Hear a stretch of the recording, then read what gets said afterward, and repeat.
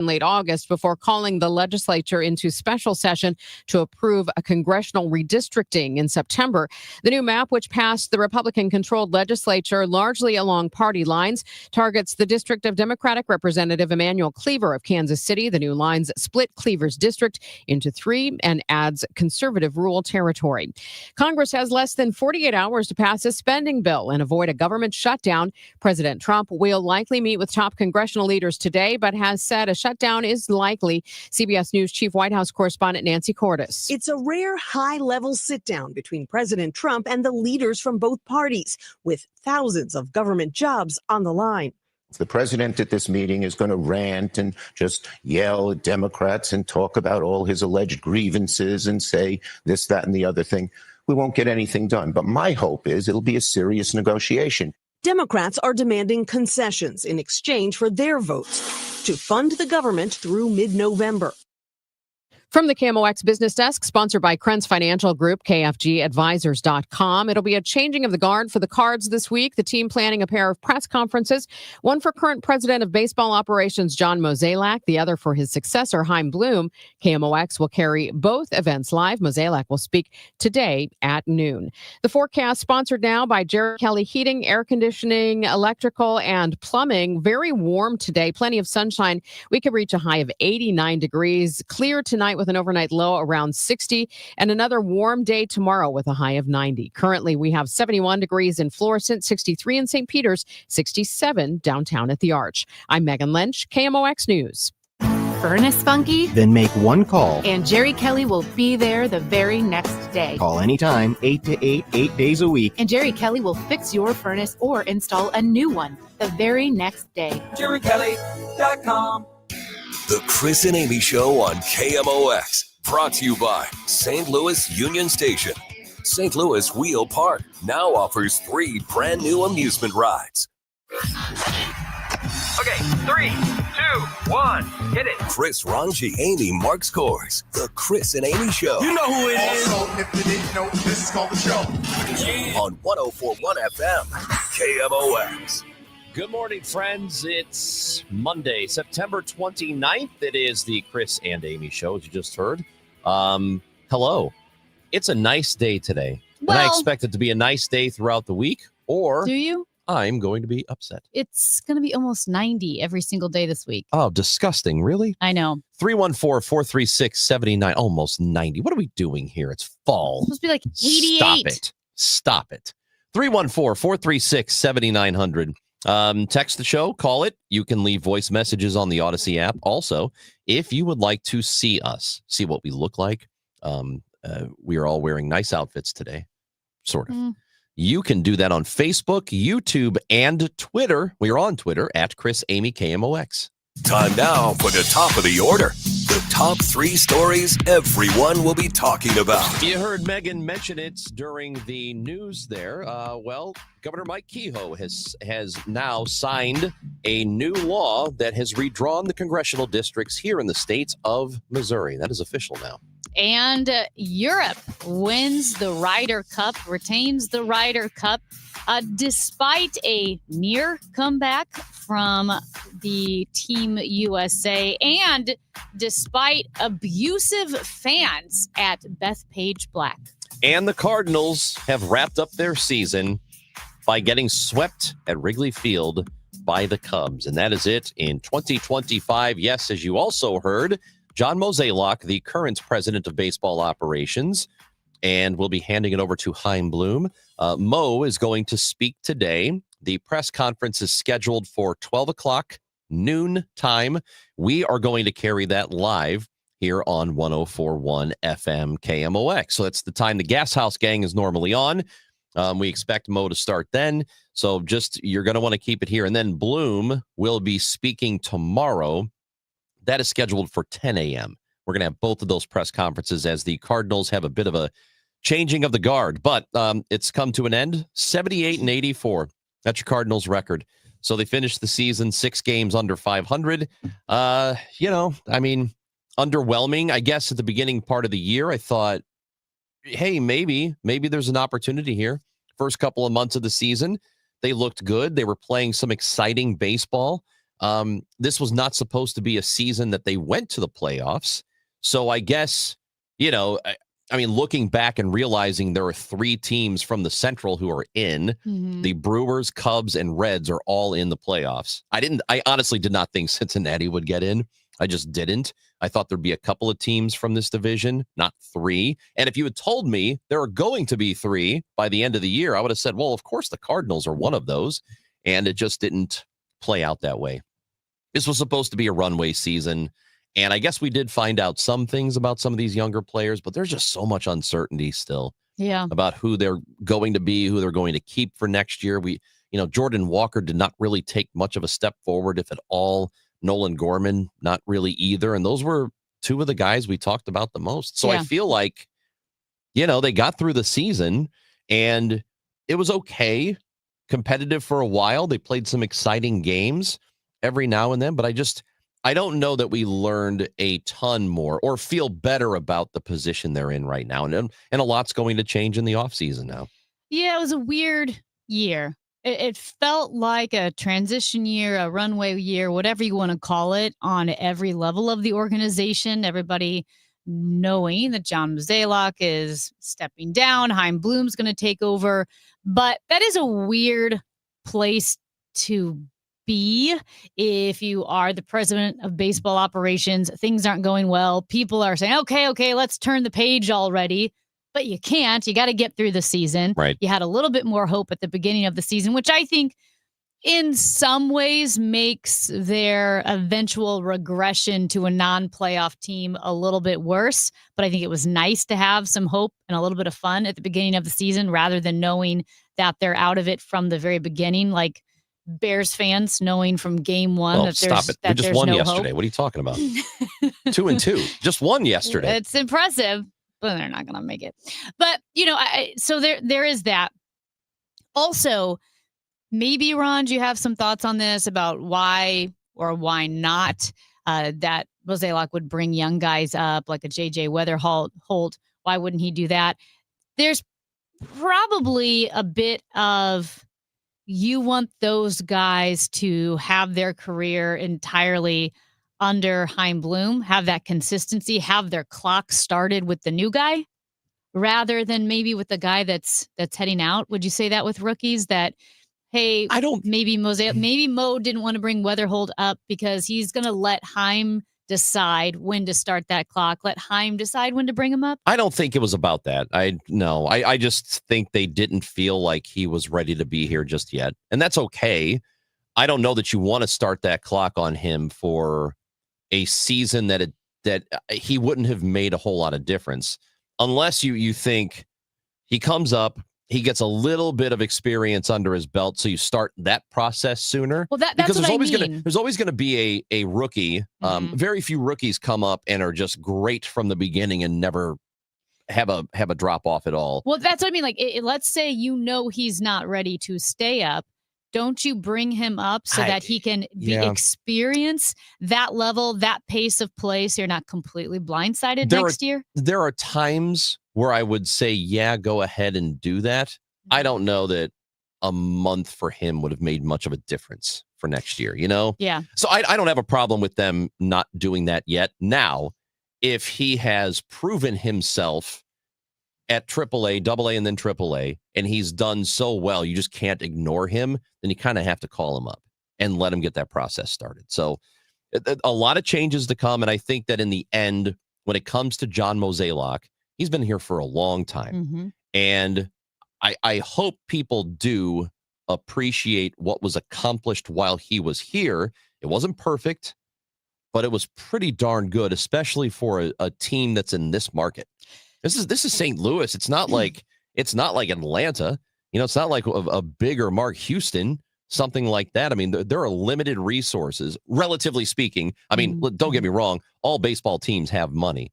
But the Cardinals do pretty well with what they do have. And they have more than most teams that are equal to them in market size. Yeah, and he did that for about 3 decades. And for most of his tenure, the Cardinals were the envy of the league Yeah. in so many ways, the way they developed players, the way they were able to be competitive day in and day out. As we mentioned, we're going to have Mo's press conference at noon today. Tomorrow, we'll have the Chaim Bloom press conference live at 10 a.m. At 10 a.m. today, we'll chat with the radio voice of the Cardinals, John Rooney, at 10:30. KMOX sports fella Matt Pauley. So a lot of Cardinals talk today. I did want to note quickly, Ranj, because we talked about Governor Mike Kehoe signing the redrawn congressional districts. He re-signed those into law. And I don't know what more to say other than, yeah, okay, well, they did it. Yeah. This could be, again, the beginning of more escalatory gerrymandering, although some states are already jerried all the manders that you possibly can. Yep. So, it is what it is. I guess it's going to peter out at some point. But ultimately, it's a top-down move. The Trump administration talked about redrawing lines. The Trump administration wants to redraw districts to try to secure victory or a greater margin of victory in the midterms. Of course, we know there was no red wave in the last set of midterms, so some concern there. Not thrilled about it personally. I don't like it, but a lot of Republicans are falling in line with the Trump administration. I say this because last week we chatted with Leland Vittert of News Nation. His new book, Born Lucky, talks about his life being just brutally bullied as he dealt with autism and how his dad was able to fight with him and for him to overcome those challenges. And he became just an incredible reporter. I mean, he was in the heart of the Arab Spring in 2011 when President Mubarak was no longer in Egypt, and he was in Tahrir Square in Cairo, surrounded by members of the Muslim Brotherhood. All of these things, like where he was in real danger. An incredible reporter for Fox News, reported from Jerusalem for years, literally put his life on the line to report for Fox News. Well, I was at a book signing and talk with Leland Vittert, moderated by Charlie Brennan, Donnie Brook, and KMOX. And Leland had a really interesting story about why and how he left Fox News. Well, it was November of 2020, and that was when the narrative of the stolen election, the rigged election, really started gaining traction, especially on Fox News. And he was on the air on Fox News as an anchor, interviewing members of the Trump administration and really asking them questions, pushing back against this Trump really won, the election was stolen, pushing back against that narrative. And he said, Tucker Carlson and Sean Hannity were not happy about it. Not happy at all that he was asking questions of the Trump administration about the election being rigged, saying, well, this is how the election works. And he was questioning that whole narrative. Part of the Dominion case against Fox News, right? The libel case that the Dominion systems were rigged and the voting wasn't valid. The texts between Sean Hannity and Tucker Carlson were released. And Tucker Carlson texted Sean Hannity because they were so mad at Leland Vittert for not falling in line, not drinking the rigged election Kool-Aid. Tucker Carlson said, we built Fox News. We built this story. And Leland blanking Vittert is tearing it down. And it was then suggested shortly after those shows, or said to Leland Vittert, you don't need to come back. There's no spot for you here at Fox News. And they fired him because he would not drink the Kool-Aid about a stolen election. And so now he has a sign on his desk, like his nameplate at his desk at News Nation, that says Leland blinking Vittert, because that's how Sean Hannity and Tucker Carlson referred to him. But that's insane. He risked his life for Fox News. He was reporting in areas like in Cairo or the Middle East when other reporters were leaving. He was you know how they say, Nick, speaking truth to power and asking questions of an administration that was saying that the entire election system in the United States of America is rigged and corrupt, and asking questions about that. And because he didn't just go along with the talking points of the Trump administration, Fox News said, we don't need you. Yeah, You're out. It sucks. And I don't, it does not surprise me in the slightest that happened, especially because it wasn't like he didn't have a whole lot of clout there yet, right? Still pretty young, still pretty fresh. Still young, but I mean, he was gaining attention, right? For But he's not Tucker, and he's not Tucker. Hannity. No. He doesn't have the yank that those guys do. You know what he was? He did. was a legit reporter. Right. He wasn't a talking head creating narratives that they would spread to the people. Yeah. He was an actual boots on the ground reporter. Yeah. So, it's a shame. I don't know. I think a lot of us are pretty unhappy with the way or the direction things are going. And I don't know. I know that politics, I'm not so naive to think that people aren't politically motivated and doing some underhanded stuff, or that there isn't, like, let's go back to the congressional districts just before we get to the break here. Going back to the congressional map here, I know that this happens everywhere, right? I know that we and politicians around the country try to stack the deck in their favor. It feels, though, like now it's being done to a greater degree than it has ever been done in my lifetime. It just, and blatantly, like what's happening in Missouri, right?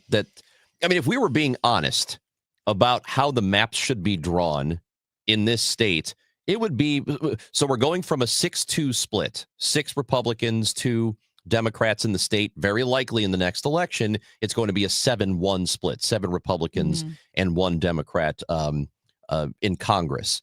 If we were more honest, it'd be closer to maybe a 5-4 split, because that's how the state in terms of registered voters splits up. 5-4, I'll give you 6-3 or a 5-3, but it's pretty disappointing that we're kind of in this position that all these politics are taking over everywhere, and it's everything, whether it's Fox News or whether it's poor Leland Vittert, who I actually do like the guy. He's done a great job, and I highly recommend his book. The state of Missouri, whatever it is, everything just seems to suck. Well, everything sucks. Well, okay. Well, we're moving on. We're going to chat with the president of St. Dominic High School about their building trades program. Yeah, that's coming up. That's a positive. Also, I also think the Blues are going to be really good this year. We'll see. So buy your tickets. Chris and Amy. They're going to be good. KMOX. The amazing Nissan Now sales event is on at St. Charles Nissan. Thank you for making us the #1 Nissan dealer in Missouri for 2024. This month, take $10,000 off MSRP or get 0% APR for 72 months on a new 2024 Murano. Or take $7,000 off MSRP or get 0% APR for 60 months on a new 2024 Rogue. Hurry in. These amazing offers end February 28th. Visit us online at stcharlesnissan.com. Call 636-244-8448 for details. Looking for some iced caffeine, left you in the cold. No one knows why brown water costs as much as liquid gold. Told them your name was Brian, why does this cup say Nicole? But then you found paradise in your cup at the Quick Trip. No regrets to start your day. Hi, I'm Nancy Cartwright. You may know me better as the voice of Bart Simpson. On Simpsons Declassified, we're diving into the mysteries that keep The Simpsons forever young. Have you ever wondered how The Simpsons regularly predicts future events? Who better to ask than the show's creators, performers, and writers, the celebrity guests? Be sure to follow and listen to Simpsons Declassified wherever you get your podcasts. We all hear the radio ads about the IRS. They tell you to be afraid, to be scared, and they try to frighten you into calling. I'm not here to do that. Tax Relief Advocates is different. TRA is here to tell you that if you owe money to the IRS, whether it's $5,000, $50,000, or $500,000, we have a solution. It doesn't matter if you're sitting in your car, at work, or with your kids. No matter where you are, call now. 800-575-6481. Don't lose hope. TRA can eliminate or reduce what you owe to the IRS. Generous programs are now available that can give you a fresh start. Our passion is taxes and helping individuals fix their IRS problems. We have over 1,000 five-star reviews on Google and an A+ with the Better Business Bureau. You don't need to be afraid of the IRS any longer. End your tax nightmare today by visiting us online at TRA.com or call 800-575-6481. That's 800-575-6481.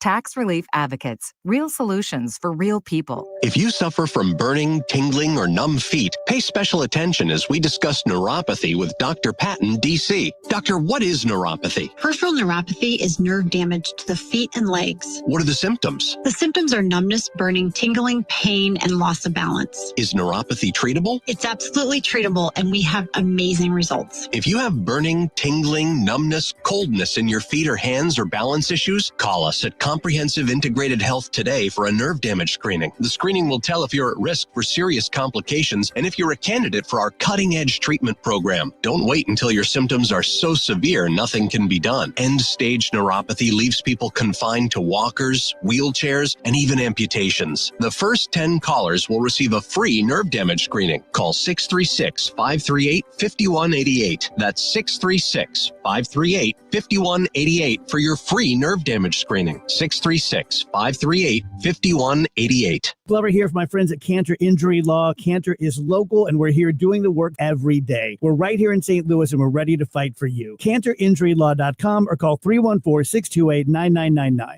The choice of a lawyer is an important decision and should not be solely based on advertisements. It's the Chris and Amy Show on 104.1 FM KMOX. Sponsored by the St. Louis Aquarium. Explore the St. Louis Aquarium at Union Station.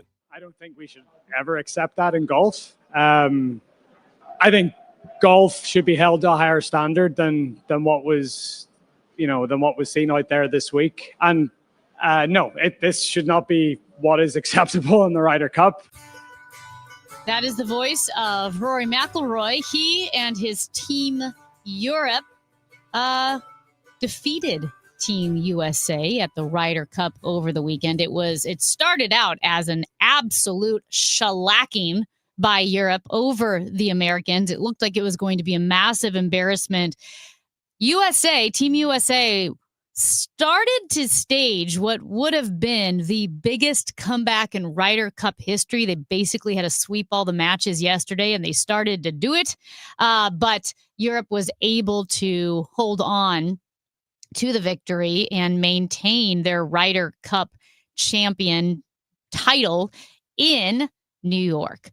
Now, the fans at Bethpage Black, the course on Long Island, were rowdy to say the least.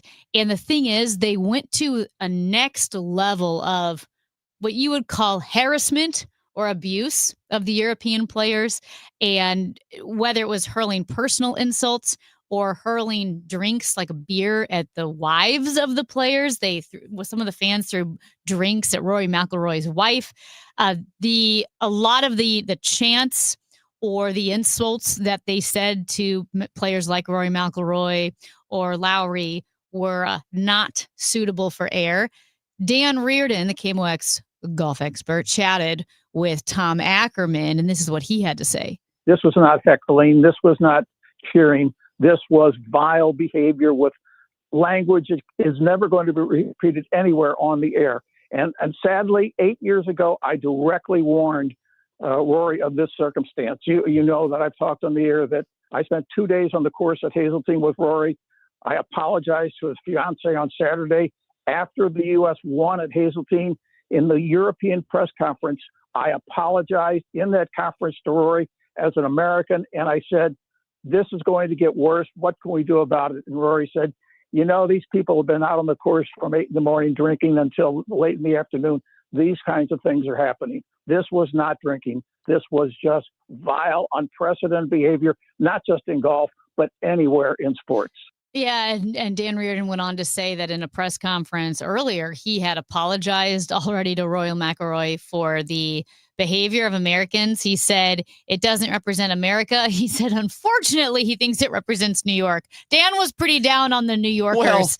Well, I mean, come on. There are a lot of people who come from out of town for that thing. That's not all New Yorkers. Yeah, I know. I don't know. That's a well-traveled event. It is. It's funny, though, just because Dan has, throughout his career, gone to all of the biggest golf events in the world, and he did seem particularly concerned about the Long Island fans. I know that they did increase security, especially around Rory McIlroy. They did eject some fans, but here's the thing. At any baseball or hockey game, football game, you would be ejected right away, especially if you throw something at a player. If you are dropping F-bombs consistently. So were they not ejecting enough people? Did they not set the standard high enough at the beginning? I don't even know if it's that. I think if you've been to a golf event, it's not like it's so spread out. It's so big. They don't have cameras everywhere. Like at Busch Stadium or at Enterprise Center, there are cameras everywhere, and they are watching and constantly monitoring the crowd. Constantly. Mm-hmm. They're able to do that. So if you are doing something you shouldn't be doing, they know where to find you and how to find you very, very quickly. It's not really the same on a golf event. Have you ever walked one of those? I will say the security was crazy, though, because here's the thing. They were chirping specifically around him, and they would have like 20 police officers around him while he was walking. And sometimes, too, other people in the crowd help security find the guy that's being the jerk. And, I've just never seen this where you have a golfer like Rory McIlroy ready to tee off. Someone yells at him, super offensive. He sets his club down and yells back, "Shut the blank up," back, then gets his club again and then tees off. It was personal interaction. It was not great. You can't let that continue. Well, all I know is it seems like the Wasted Management Open just seems like a lot of good drunken fun from what I can tell. And it almost seems, but it's different than how nasty the Bethpage fans were. So, but a lot of that's in Arizona. The Wasted Management isn't in Phoenix. People go out there. Are you saying Wasted Management or Waste Management? It's Wasted Management. That's its nickname. You didn't know about that? No, I just call it the Waste Management. So it wasn't that long ago that we were looking at trades here in St. Louis as a viable option for kids who are coming through high school and looking for something to do after the fact. We talked to the president of St. Dominic High School a while back about their building trades program. We want to catch up with him, see how it's doing. We're going to do that next on KMOX. From Cardinals Nation to Chiefs Kingdom, from the Zoo to Enterprise Center, St. Louis turns to the Gas House Gang for the biggest stories in sports. The Gas House Gang on KMOX. It's must-listen radio at noon, hosted by Tom Ackerman, Chris Ranji, Mike Claiborne, and Bernie Nicholas. Four of the most informed and trusted voices in St. Louis sports. The Gas House Gang, weekdays at noon on 104.1 FM at 11:20 a.m. KMOX. I don't know why it is so hot, but it is, and it will be this week. Currently, it is 71 degrees and sunny. A high today of 89, almost 90. Tonight, clear with a low of 59. Weather sponsored by the Woodlands of Arnold Senior Living. The Woodlands of Arnold campus offers skilled rehab, a beautiful assisted living community, and a secure memory care to keep your loved ones safe. Check us out at rspseniorliving.com. That's rspseniorliving.com. It's time for a $98 furnace tune-up. We all hear the radio ads about the IRS. They tell you to be afraid, to be scared, and they try to frighten you into calling. I'm not here to do that. Tax Relief Advocates is different. TRA is here to tell you that if you owe money to the IRS, whether it's $5,000, $50,000, or $500,000, we have a solution. It doesn't matter if you're sitting in your car, at work, or with your kids. No matter where you are, call now. 800-575-6986. Don't lose hope. TRA can eliminate or reduce what you owe to the IRS. Generous programs are now available that can give you a fresh start. Our passion is taxes and helping individuals fix their IRS problems. We have over 1,000 5-star reviews on Google and an A+ with the Better Business Bureau. You don't need to be afraid of the IRS any longer. End your tax nightmare today by visiting us online at TRA.com or call 800-575-6986. That's 800-575-6986. Tax Relief Advocates, real solutions for real people. Hi, this is Charlie Brennan. I see clearly now thanks to the doctors, Greg Birdie, Ranjan Malhotra, Robert Brusati, and Andy Royer. You can too. YourEyeDoc.com. This is Tom Becker with Climate Masters. We don't just sell air conditioners, we sell comfort. We sell solutions. We sell a job well done, and we fix bad jobs. Climate Masters, because you need someone you can trust.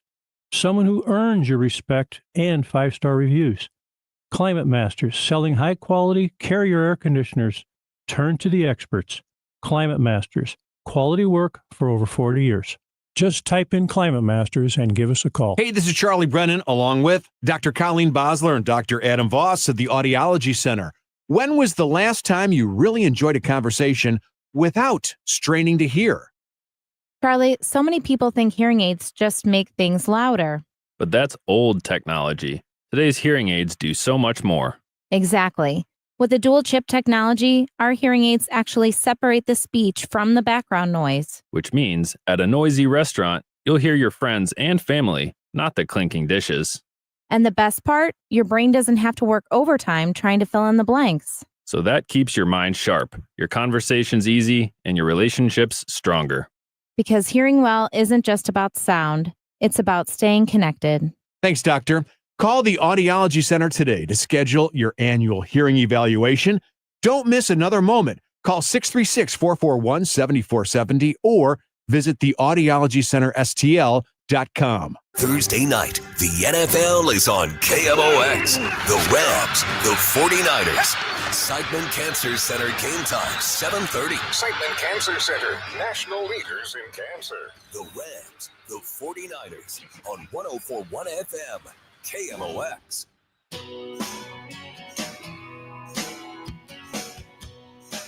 Chris and Amy on 104.1 FM KMOX. Hey, we've got a soft spot here for the trades, and not everybody wants to go to college. Not everybody wants to do a 4-year thing and not quite sure what they should do with their lives when they come out of high school. It's a pretty big decision, actually, but it just isn't for everybody. And there are viable options. There are things you can do that don't require a degree, a 4-year degree. And we talked a lot about the trades months ago. And one of the people we spoke to was the president of St. Dominic High School, Jim Welby, who is and has at St. Dominic's a building trades program.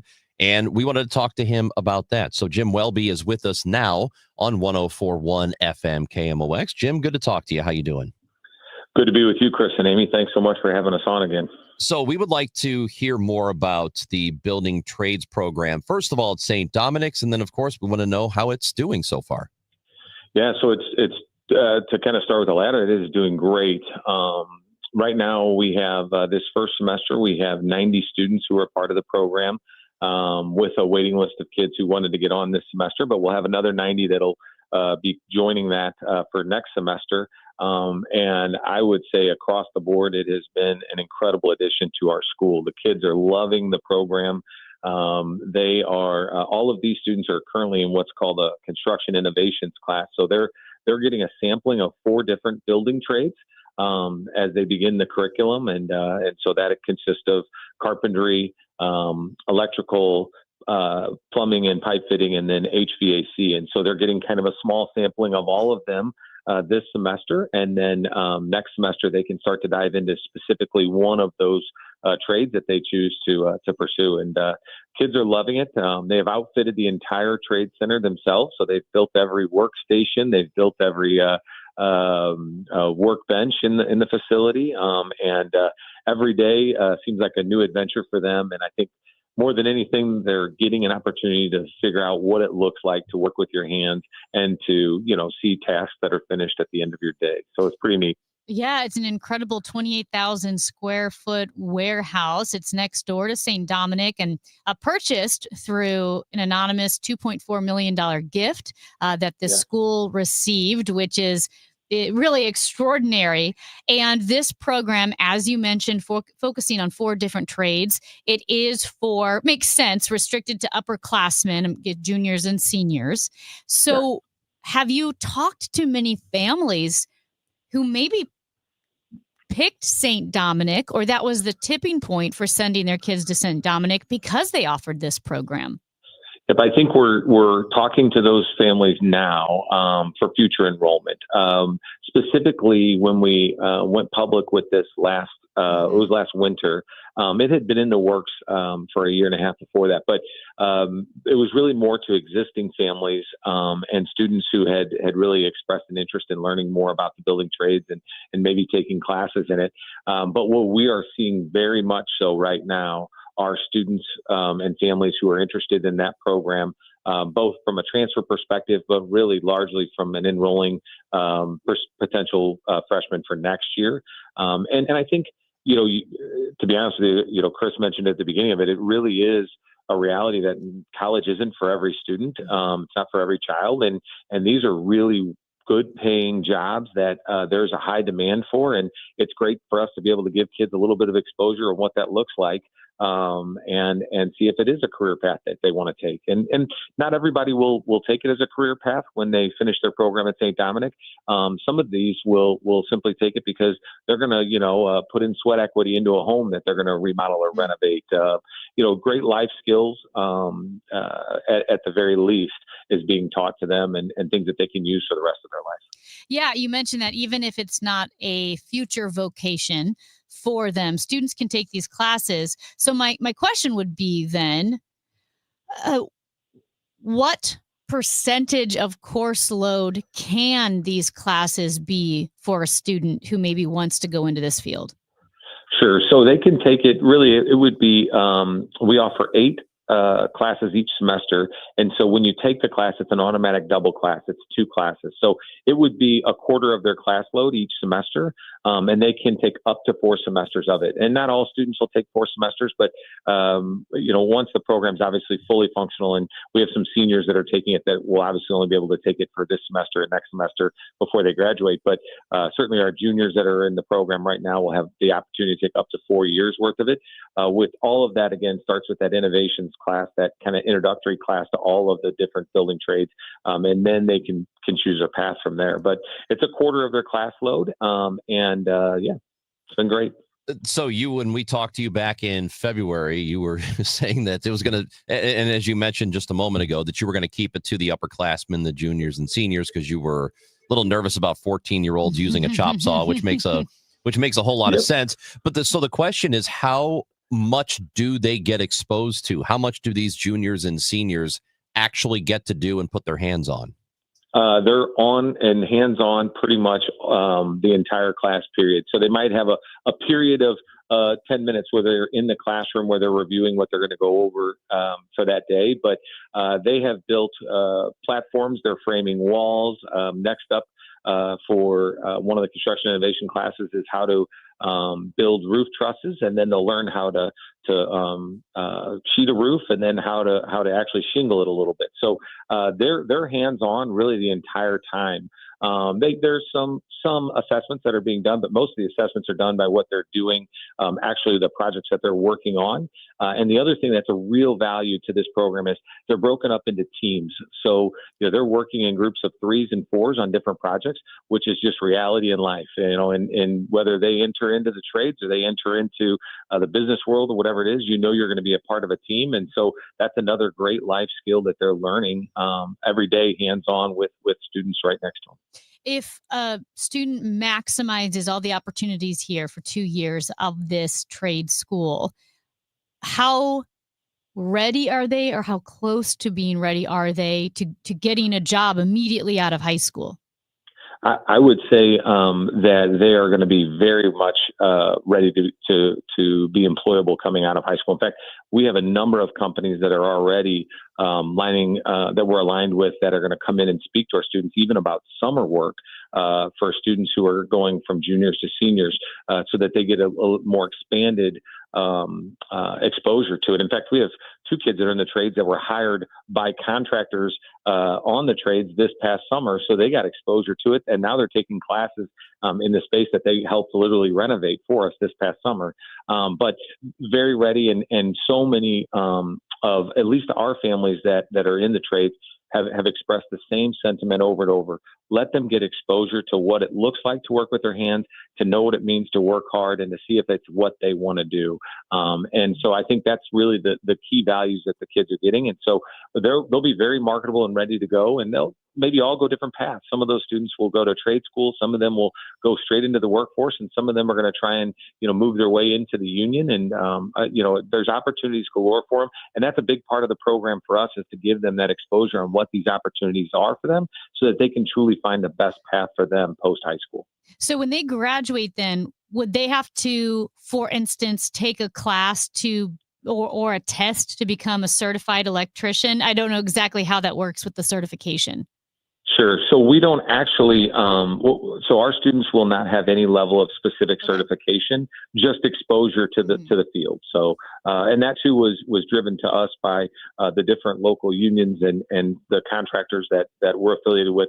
They all said the same thing. Don't get too hung up on trying to get them certifications or pre-apprenticeship approvals and things like that.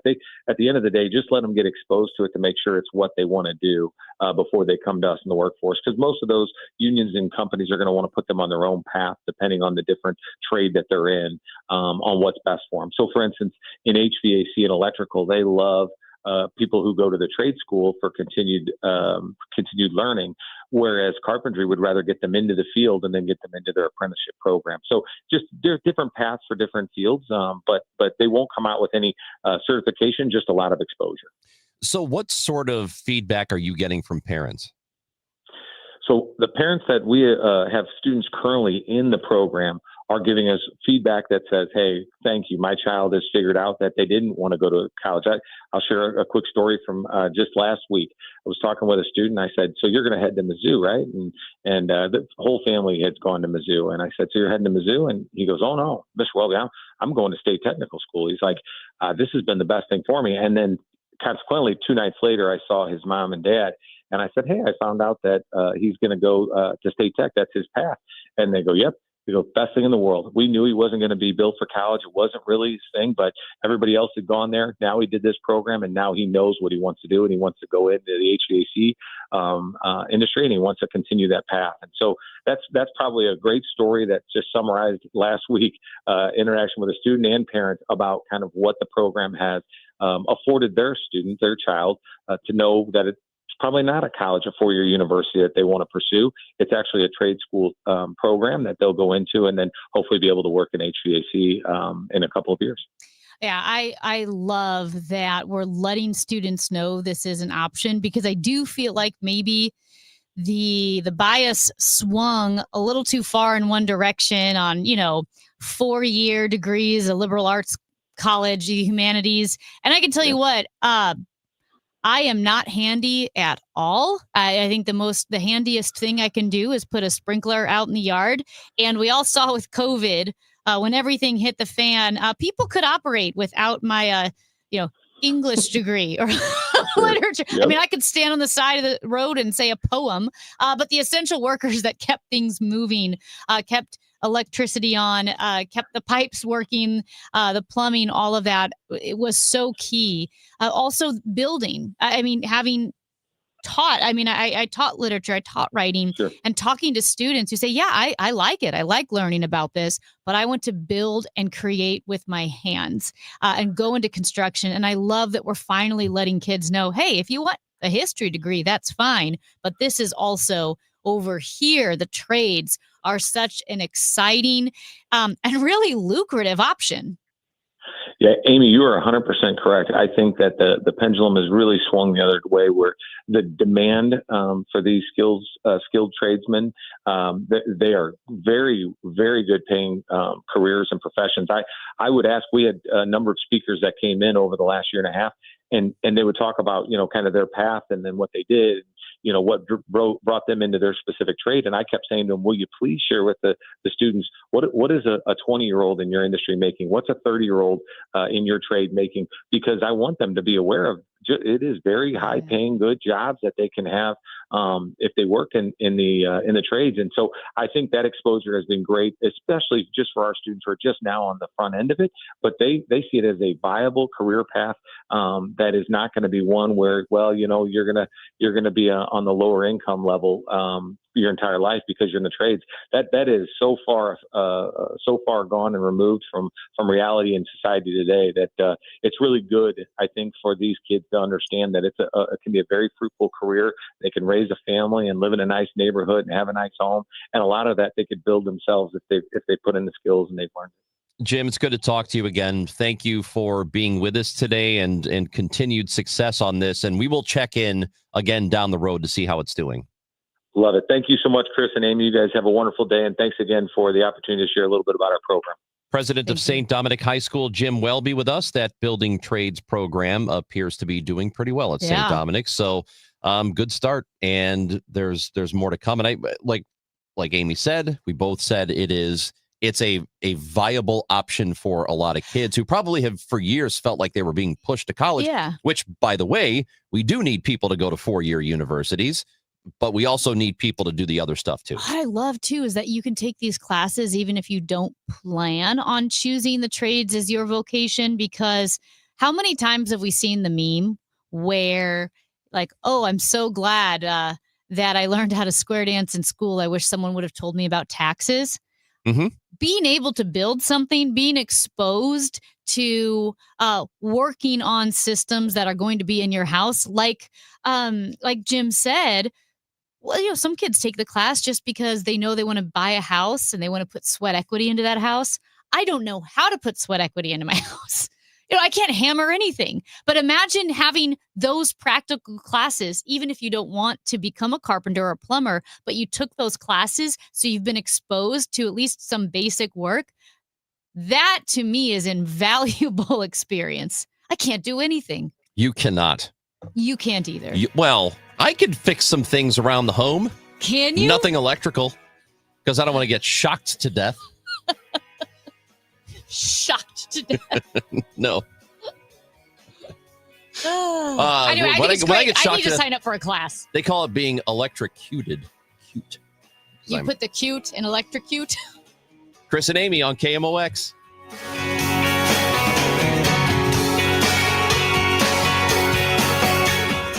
To have a roof over your head, a nice roof over your head, is very important. That's Rick talking about his experience with Rhino Shield ceramic coating. We got Rhino Shield 18 years ago, and they're very cooperative on getting us the right paint. They're in and out and done in no time. Once it was finished, looked great. We were very happy with it. The main reason Rick called Rhino Shield is because it's backed by a 25-year transferable warranty. We've watched a lot of people get their house painted 3 or 4 times, and we haven't had to do any of it. I don't know about you guys, but I don't want to have to paint it every 5-7 years. Take a tip from Rick and put down the paintbrush and call Rhino Shield for your free evaluation. 877-25-RHINO. 877-25-RHINO. Or visit 877-25rhino.com. We got Rhino Shield 18 years ago. Financially makes sense, especially if it's going to last like this did. Still looks great. Call now. 877-25-RHINO or 877-25rhino.com. No pain, don't Rhino. Go Rhino Shield. Never paint your house again. Rhino Shield.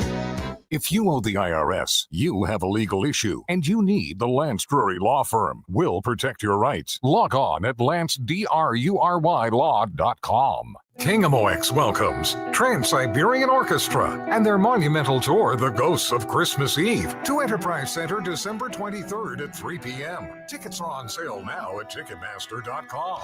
A portion of the proceeds benefits Siteman Kids at St. Louis Children's Hospital. And right now, Trans-Siberian Orchestra is offering their lowest ticket price in years, starting at $55 including fees, only for a limited time. For more info, KMOX.com/events. I'm Ed Evans, CEO of Consumer Cellular. Ever wonder why Big Wireless wants you on an unlimited plan? They probably want you to cover the cost of those 20-somethings using all that data every month. But most people 50 and up like me only use 12 gigs or less. Don't get bamboozled by Big Wireless. Switch to Consumer Cellular. Our plans start at just $20, and we use the same towers as the big guys. Join the millions who choose something better, because if you're not using all that data, you're probably getting used. Call 1-888-FREEDOM, visit consumercellular.com/facts or a store near you. Plans include $5 credit for auto pay and e-billing. See site for additional facts. Wesley Financial Group is not a law firm, and Chuck McDowell definitely not an attorney. This is Chuck. If someone talked you into buying something really silly and you want to get out of that silly little thing, my advice, get the facts. Call me and I'll send you our timeshare exit kit absolutely free. Inside, you'll learn how timeshare works and all your options for cancellation. Call Wesley now for your free timeshare exit information kit. 800-384-9393. That's 800-384-9393. Hey guys, Kevin Wheeler here for 213 Complex, which you can pick up at Supplement Superstores. With school back in session, you're into a new routine. That routine's going to last. Make it a fitness routine as well. I know that's what I'm doing in advance of the holidays, and I'm using 213 Complex to get it done because what I'm getting is all day boost to the metabolism, 24 hours a day. I get appetite control, which is huge for me,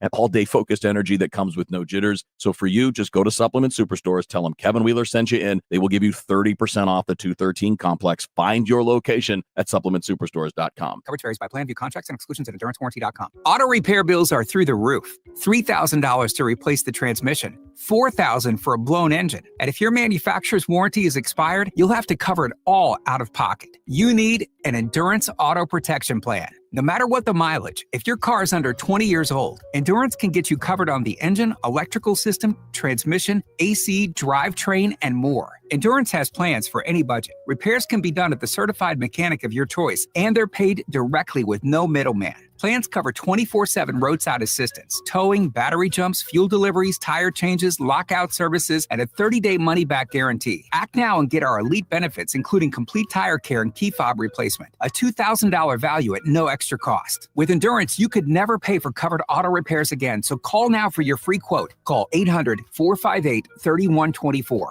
800-458-3124. 800-458-3124. Chris Ronchi, Amy Marks Kors. The Chris and Amy Show on 104.1 FM, KMOX. Now, did you see this? With Chris and Amy. Ron, I have a real good news, bad news question for you. Great. The good news is it involves your strong suit, which is baseball. The bad news is it also involves your Achilles heel, which is math. To celebrate Major League Baseball playoffs starting tomorrow, cold baseball. How many different baseballs were used in all of the games in the 2024 regular season?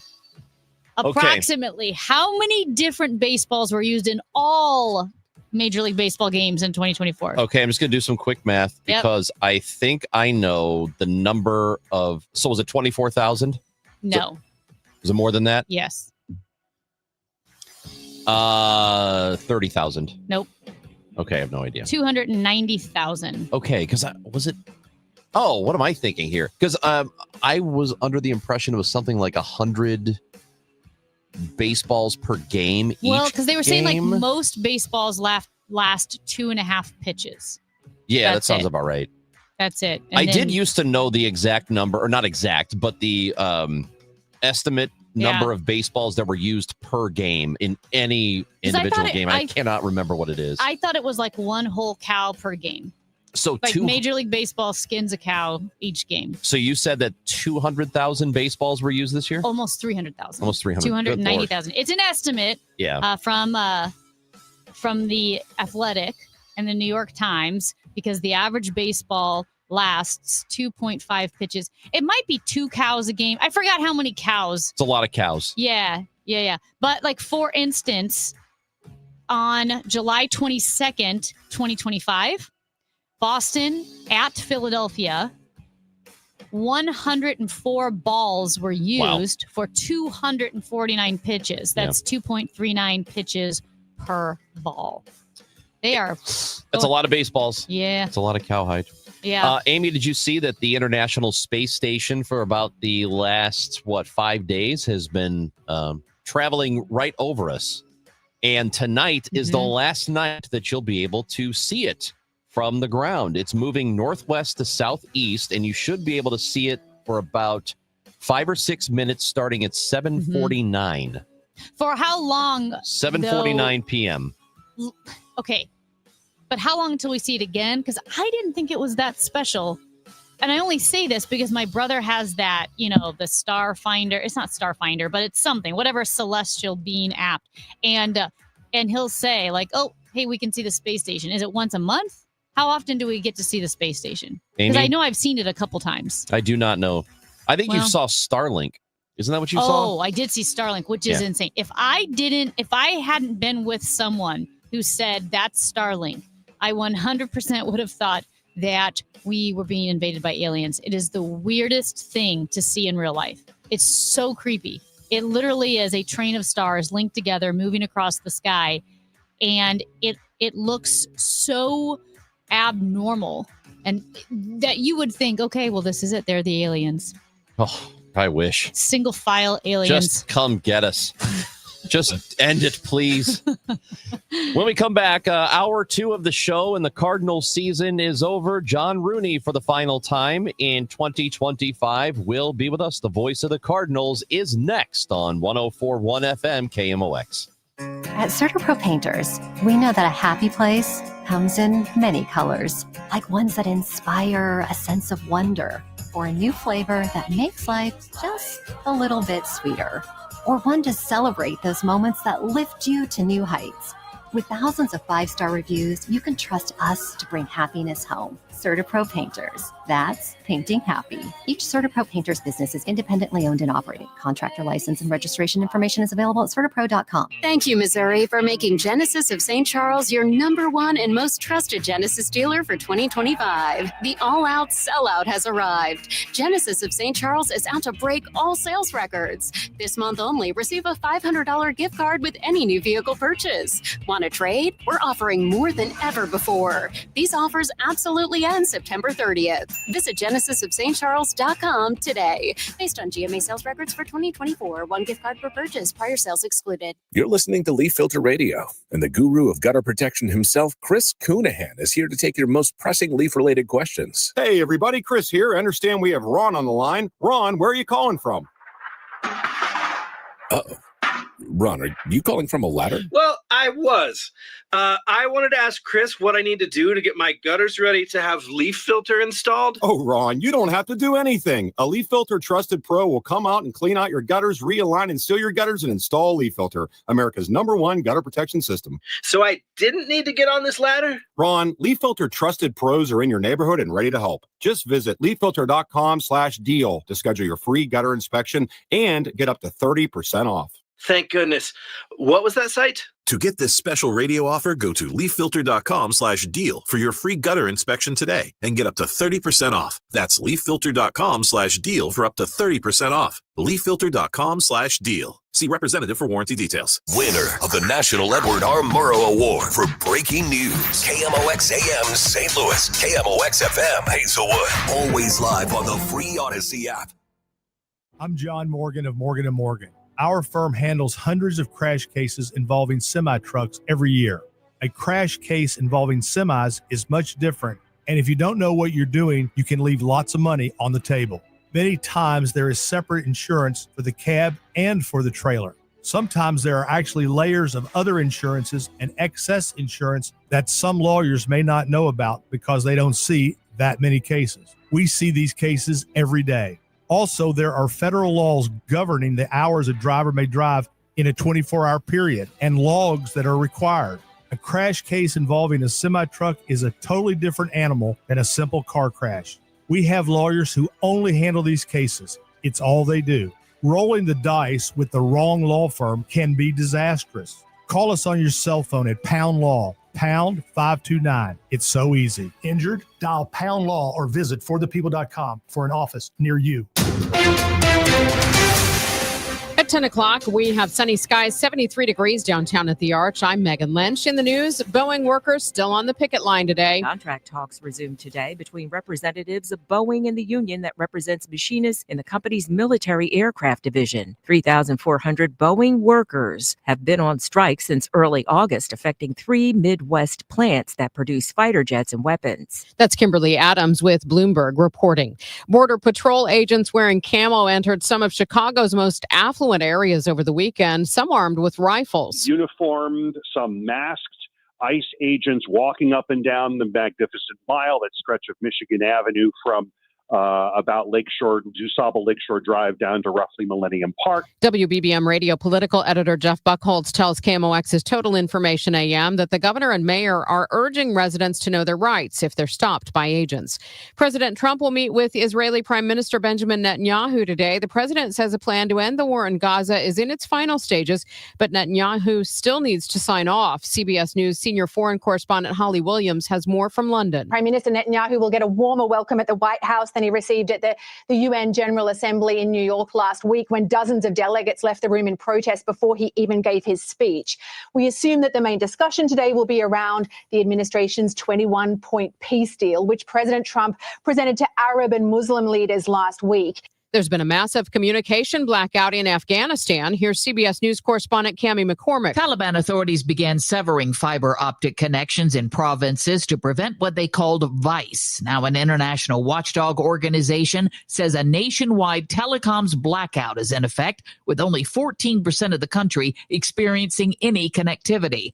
The group also says it appears consistent with intentional disconnection of service. The fiber optic network was funded by Western governments to bring the country closer to the rest of the world and lift it out of poverty. From the business desk, sponsored by Krentz Financial Group, KFGadvisors.com, about 58 million pounds of corn dogs and other sausage-on-a-stick products are being recalled across the United States because wood pieces may be embedded in the batter. The Agriculture Department's Food Safety and Inspection Service announced the recall this weekend. It covers certain state fair corn dogs on a stick and Jimmy Dean pancakes and sausage on a stick. Those are products from Hillshire Brands, a Tyson Foods subsidiary. The issue was discovered after consumer complaints, with 5 injuries reported. The products were made between March 17th and last Friday. It's now 10:03. Let's get a check of the forecast, sponsored by Jerry Kelly Heating, Air Conditioning, Electrical, and Plumbing. Very warm this afternoon with plenty of sunshine, high 89. Tonight will be clear, lows ranging from 55 in the coolest suburbs to about 63 downtown at the Arch. Sunny to partly cloudy and rather hot tomorrow, high 91. I'm AccuWeather meteorologist Joe Lundberg on 104.1 FM KMOX. Currently, we have sunny skies, 78 degrees in Florissant, it's 70 in St. Peter, 73 downtown at the Arch. I'm Megan Lynch, KMOX News. In the 70s, baseball player Jerry Kelly decided to do something different. Thanks for calling Jerry Kelly Heating and Air Conditioning. This year, the company Jerry started decided we'd do something different. Thanks for calling Jerry Kelly Heating, Air and Electrical. And electrical. JerryKelly.com. The Chris and Amy Show on KMOX. Brought to you by St. Louis Union Station. Twists, turns, and tons of fun away to the new rides at St. Louis Union Station. Now, the John Rooney Conversation on KMOX. Sponsored by Missouri Farm Bureau Insurance. We are Missouri Farm Bureau Insurance. And if you're a Missourian, we're for you. The pitch. Crooks swings and strikes out. And this season has come to an end. The Cubs won this one today, 2-0. Well, there it is, the final call of the 2025 Cardinals season. It does come to an end at Wrigley Field over the weekend, and the Cardinals finish the 2025 campaign with a record of, by the way, it's 6 games under 500. It's 78 and 84. So that's how 2025 ends. And now it's looking ahead to 2026 for us. Time to go to the guest line this morning, and John Rooney joins us for the final time of the 2025 season. John, it's good to talk to you. How are you? I'm doing fine. Everything's good, Chris. Amy, good to be with you as we've wrapped up another season. And, You mentioned the under 500 record. I don't know how the record wasn't 10 or 15 games under 500 in many respects, with the lack of consistent starting pitching from the All-Star break up through most of August, and then the way they had so many injuries. I mean, we finished up yesterday. Brendan Donovan couldn't play over the weekend. He probably could have if the Cardinals were in a race, but it's not worth taking the chance and doing further harm because he had the turf toe and he had issues with the lower body that they just need to heal up and get him ready for next year. No Wilson Contreras in the lineup. Nolan Arenado was out for 40 games, and just a lot of inconsistency resulted from that. Yet a few players were able to take advantage of things like out in the bullpen, but there was a big difference in between your end-of-the-game pitchers who were so consistent in JoJo Romero and Kyle Leahy, who got his first major league start yesterday.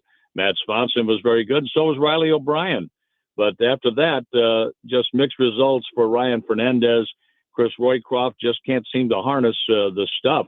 He has a powerful arm, but just is not that consistent.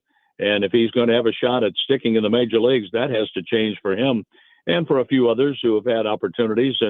And I hope Jordan Walker gets the swing down that we saw the last week of the season, because I think we saw some dramatic improvement from him. Mason Wynn being out, that's a big loss too. Even though I'll say Thomas Ajayce really improved at shortstop, and he got a lot of at-bats, and I think he's making a case to be a utility man off the bench next year for the Cardinals. So there were a lot of good things that came out of this. The downside was, though, the Cardinals aren't playing tomorrow. As you mentioned, based on the amount of runs they scored, what they gave up, the amount of injuries they had, I mean, the record probably should have been worse than it actually was. So what does that say about Oliver Marmol and the coaching staff? Well, it says everything about the whole team. It's not just the manager and the coaching staff. And Mike Claiborne was down by the dugout when the Cardinals were getting their lunch handed to them on Friday. But Stubby Clapp and Brent Brown and John Jay, they were still coaching, still going through teachable moments. They didn't let up, even though that game was long gone and you could just go ahead and mail in the rest of the weekend. They don't do that. That's not the way they operate. That's not the way they've been helping these players try to get ready for games, because we're looking ahead to what can happen in spring training and setting up a roster next year and see which players are coachable, which players can make adjustments, take a look at what they need to do during the offseason and work on those areas and get ready to play. But the players have to respond to that as well. That's the other side of it, where it's a whole team effort. But yes, it begins with Oliver and with the coaching staff. And I think one of the reasons that they were as close to 500 as they were is because of all the work they put in. But then the players had to respond. It's eventually up to them. Yeah. And John, as you mentioned, there really is a lot to look forward to for next season, for the off season, the new era with Chaim Bloom. But before we do look forward to it, looking back at the almost 3 decades of John Mozeliak and the level of competition, the teams that he put out on the field, I know the last couple of years were tough, but the Cardinals really were the envy of Major League Baseball in many respects for almost 3 decades. And they can be again. That's the other side of it. They can be. And in recognizing areas that needed to be shored up in terms of development, what they need to do in the minor leagues and instruction, and hiring really good people to teach what the Cardinals need to do at the minor league level so they succeed at the major league level. And last year, the Cardinals had a champion at Palm Beach. This year, a champion at Double-A. Winning is not everything, but development is. And if you develop properly and play the game properly, winning is the end result. And I remember Mike Paul was a scout, and I think he may have either been with the A's or with Texas at the time, former left-handed pitcher in the big leagues and a really good scout, telling me that the Springfield team really had a lot of good players, and that was John Jay, Daniel Descalzo, and Jason Mott, and some others. So there are good 5 or 6 prospects on that team, and they all made it to the big leagues and helped the Cardinals win in 11 and get back to the World Series in 2013. Well, the Double-A team won this year, and Patrick Anderson, manager of the year in the Texas League, J.J. Weatherholt, the Player of the Year. He finished up at AAA, and I think we're going to see a lot of him next season. But to have about 4 or 5 really good prospects on that team, that was music to my ears, because I think that's where you build and you take off from there. And the Cardinals will get a look at those 4 or 5 players next spring for sure. And Ricky and Mike Claiborne and I will be telling you all about it. What do you, as you look back on this season, on 2025, what was the most enjoyable part of it for you? It was disappointing for a lot of people. Certainly, they wanted the Cardinals to do well, and we know the position they're in. But for you, having seen every game and been there for all of them, what was the most enjoyable aspect of it? I think the fact they never gave up, even when they were down, like their last victory on Tuesday night in San Francisco. They were down by 5. They tied it up, won it. Brendan Donovan had 4 doubles in the game, tying a major league record. Only the third Cardinal to ever do that. Ducky Medwick and Matt Carpenter, the other 2. And then Donovan got a double the next night, and the Cardinals dropped a 1-run game. They were able to compete. They kept fighting. They didn't feel like they were down. And that seemed to be a trademark from the beginning of the season, where it didn't matter if they were ahead or if they were down 4 or 5 runs. The guys went up there to give a quality at bat. And Alec Burleson turned in a really good year this year. You love what you see from Donovan. Mason Wynn, I'm knocking on wood that he gets that Gold Glove, because he was a Gold Glove performer and should be in line for a Platinum Glove, the way he played shortstop. But you could tell that his hitting was affected by the sore knee later on, but the heart was there, and that guy can be a leadership-type player, I believe. But I saw a lot of good qualities in the fight and determination that, not much is expected out of this team, but a lot was expected out of the individuals themselves, and they put that forward. I like that part of it. Is there any part of the baseball postseason that you like to watch, even if the Cardinals are not in it? They do start tomorrow, so and there are some intriguing matchups. I'm just wondering if that's anything. For me, a lot of times, if the Cardinals get bounced, I feel like I can't watch baseball for a bit, even though I do love the postseason overall. Well, I do like to look in on some games, and if I'm just sitting down to watch a little TV and games on, and it's interesting, I might stick with it for a while. But I think it's going to be pretty hard to top the last week of the regular season with the way things played out against tiebreakers and division championships, and the way the Cleveland Guardians came back to win their game yesterday. They were down by 3 going to the bottom of the 10th and rallied, and a 3-run homer ended up winning the game for them. So they definitely have that horseshoe tucked in the back pocket right now to overcome 15 and a half games and beat Detroit. But lo and behold, they get to play Detroit again for the right to play against the Seattle team that I think is really good and has a legitimate shot at winning the first World Series for the Mariners. But if there's a game on that looks interesting, and I'm kind of interested in following the Reds, Terry Francona and his group put on a great push to be in position to win, and they got some help because the Mets just I said yesterday the Mets should adopt the old Bill Anderson country song from back in the 60s or 70s, "Give It Away," because that's exactly what the Mets did. They gave it all away, and they started. I guess Ricky was telling me they used 4 different pitchers in 4 innings yesterday in their game at Miami. That was pretty desperate, and it didn't work. And I think most of America wanted to see the Reds get in anyway.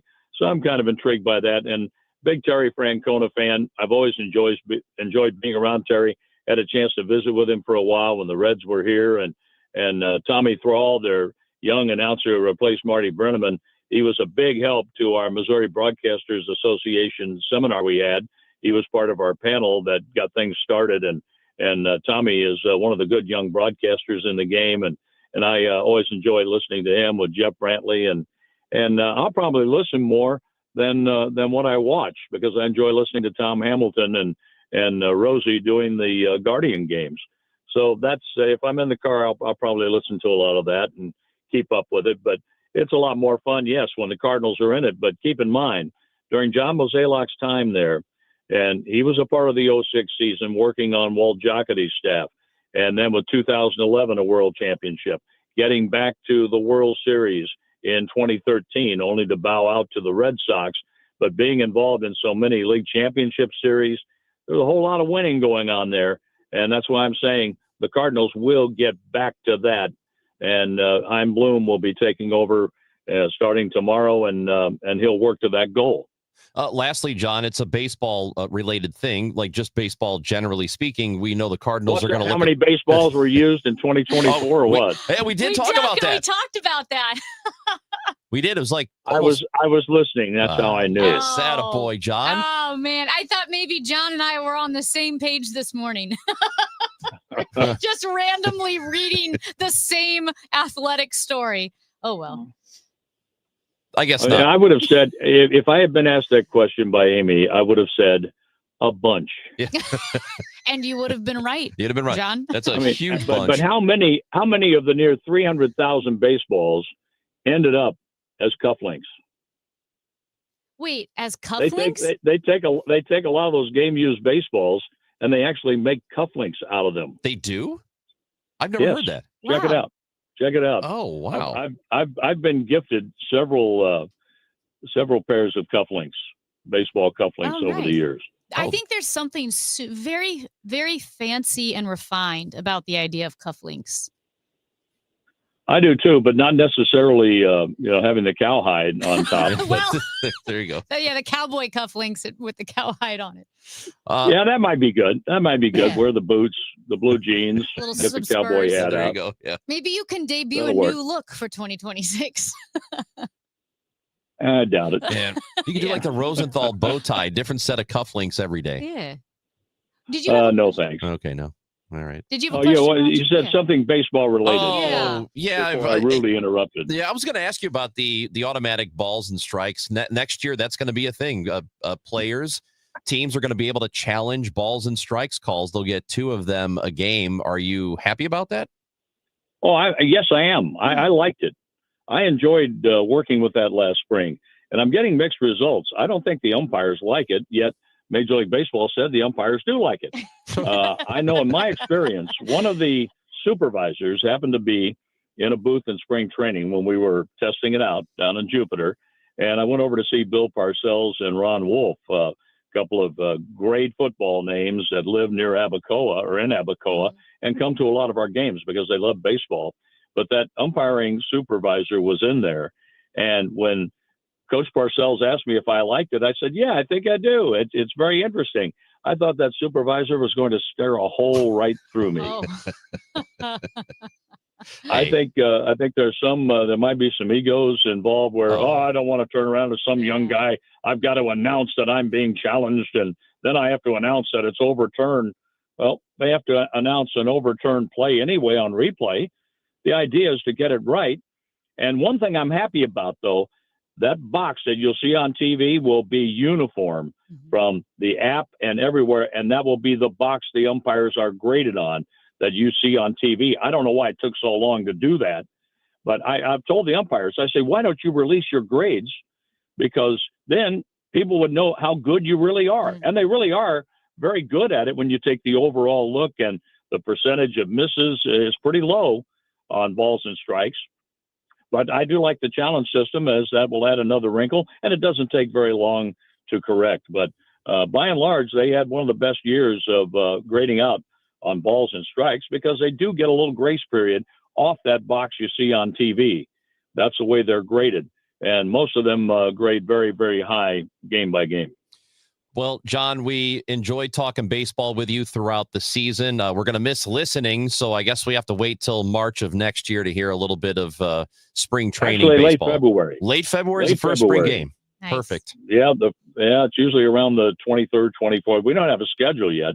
I think they're trying to schedule in some of the WBC teams into the exhibition games, is why the schedule hasn't come out yet. But that will be coming along, I think, in the next couple of weeks. And then we can sit down and plan our broadcast schedule out. And of course, we'll have several games streamed. Tom Ackerman gets involved with that. Matt Pauley and Mike Claiborne, they all do a really good job with that. And it adds to our depth on the play-by-play side because they're always a big help with the pre and post games. And I can't thank them enough. Scott Warman's also been in on that mix from time to time. And Scott Jagow did a nice job when he filled in. And our board operators, They were, that's to be listening in and be attentive the whole ball game and to be as sharp as they are. I really appreciate their help, and certainly with Jim Jackson and Ryan Schulte. We just have a great crew to work with, and we're very, very blessed. And I want to thank those guys for being not only good at what they do, but being really good people and nice friends. Enjoy the winter, John. Thank you again. And you guys are okay too. Oh, hey, well, thank you. Yeah, we try. We'll do. We'll see you along the way. See you, John. Bye, John. Bye. John Rooney, voice of the Cardinals. Going to have to wait a few months before we get to hear his voice again on the Redbird broadcasts, but baseball will come back in 2026. And don't forget, this is still the home of the St. Louis Cardinals, KMOX, right? Right. Right. Going to be listening next year. That's Amy. I'm Chris. Thank you for being here. Matt Pauley joins us at 10:30. Got more Cardinals talk. Don't forget the John Mozeliak press conference today at 12. We will carry it live on 104.1 FM KMOX.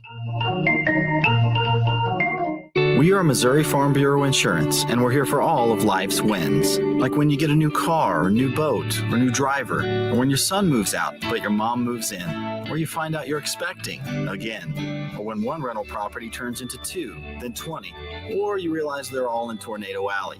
Life is full of life events, so call your Missouri Farm Bureau Insurance agent or visit mofbinsurance.com to find an agent near you, and we'll make sure you have the right coverage for each of life's wins.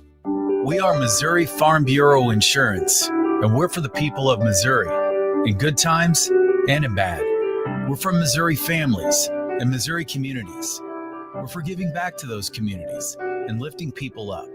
And when Missouri weather rips through our state, we're for helping put back the pieces. We're for brighter days and new tomorrows. We are Missouri Farm Bureau Insurance. And if you live in Missouri, we're for you.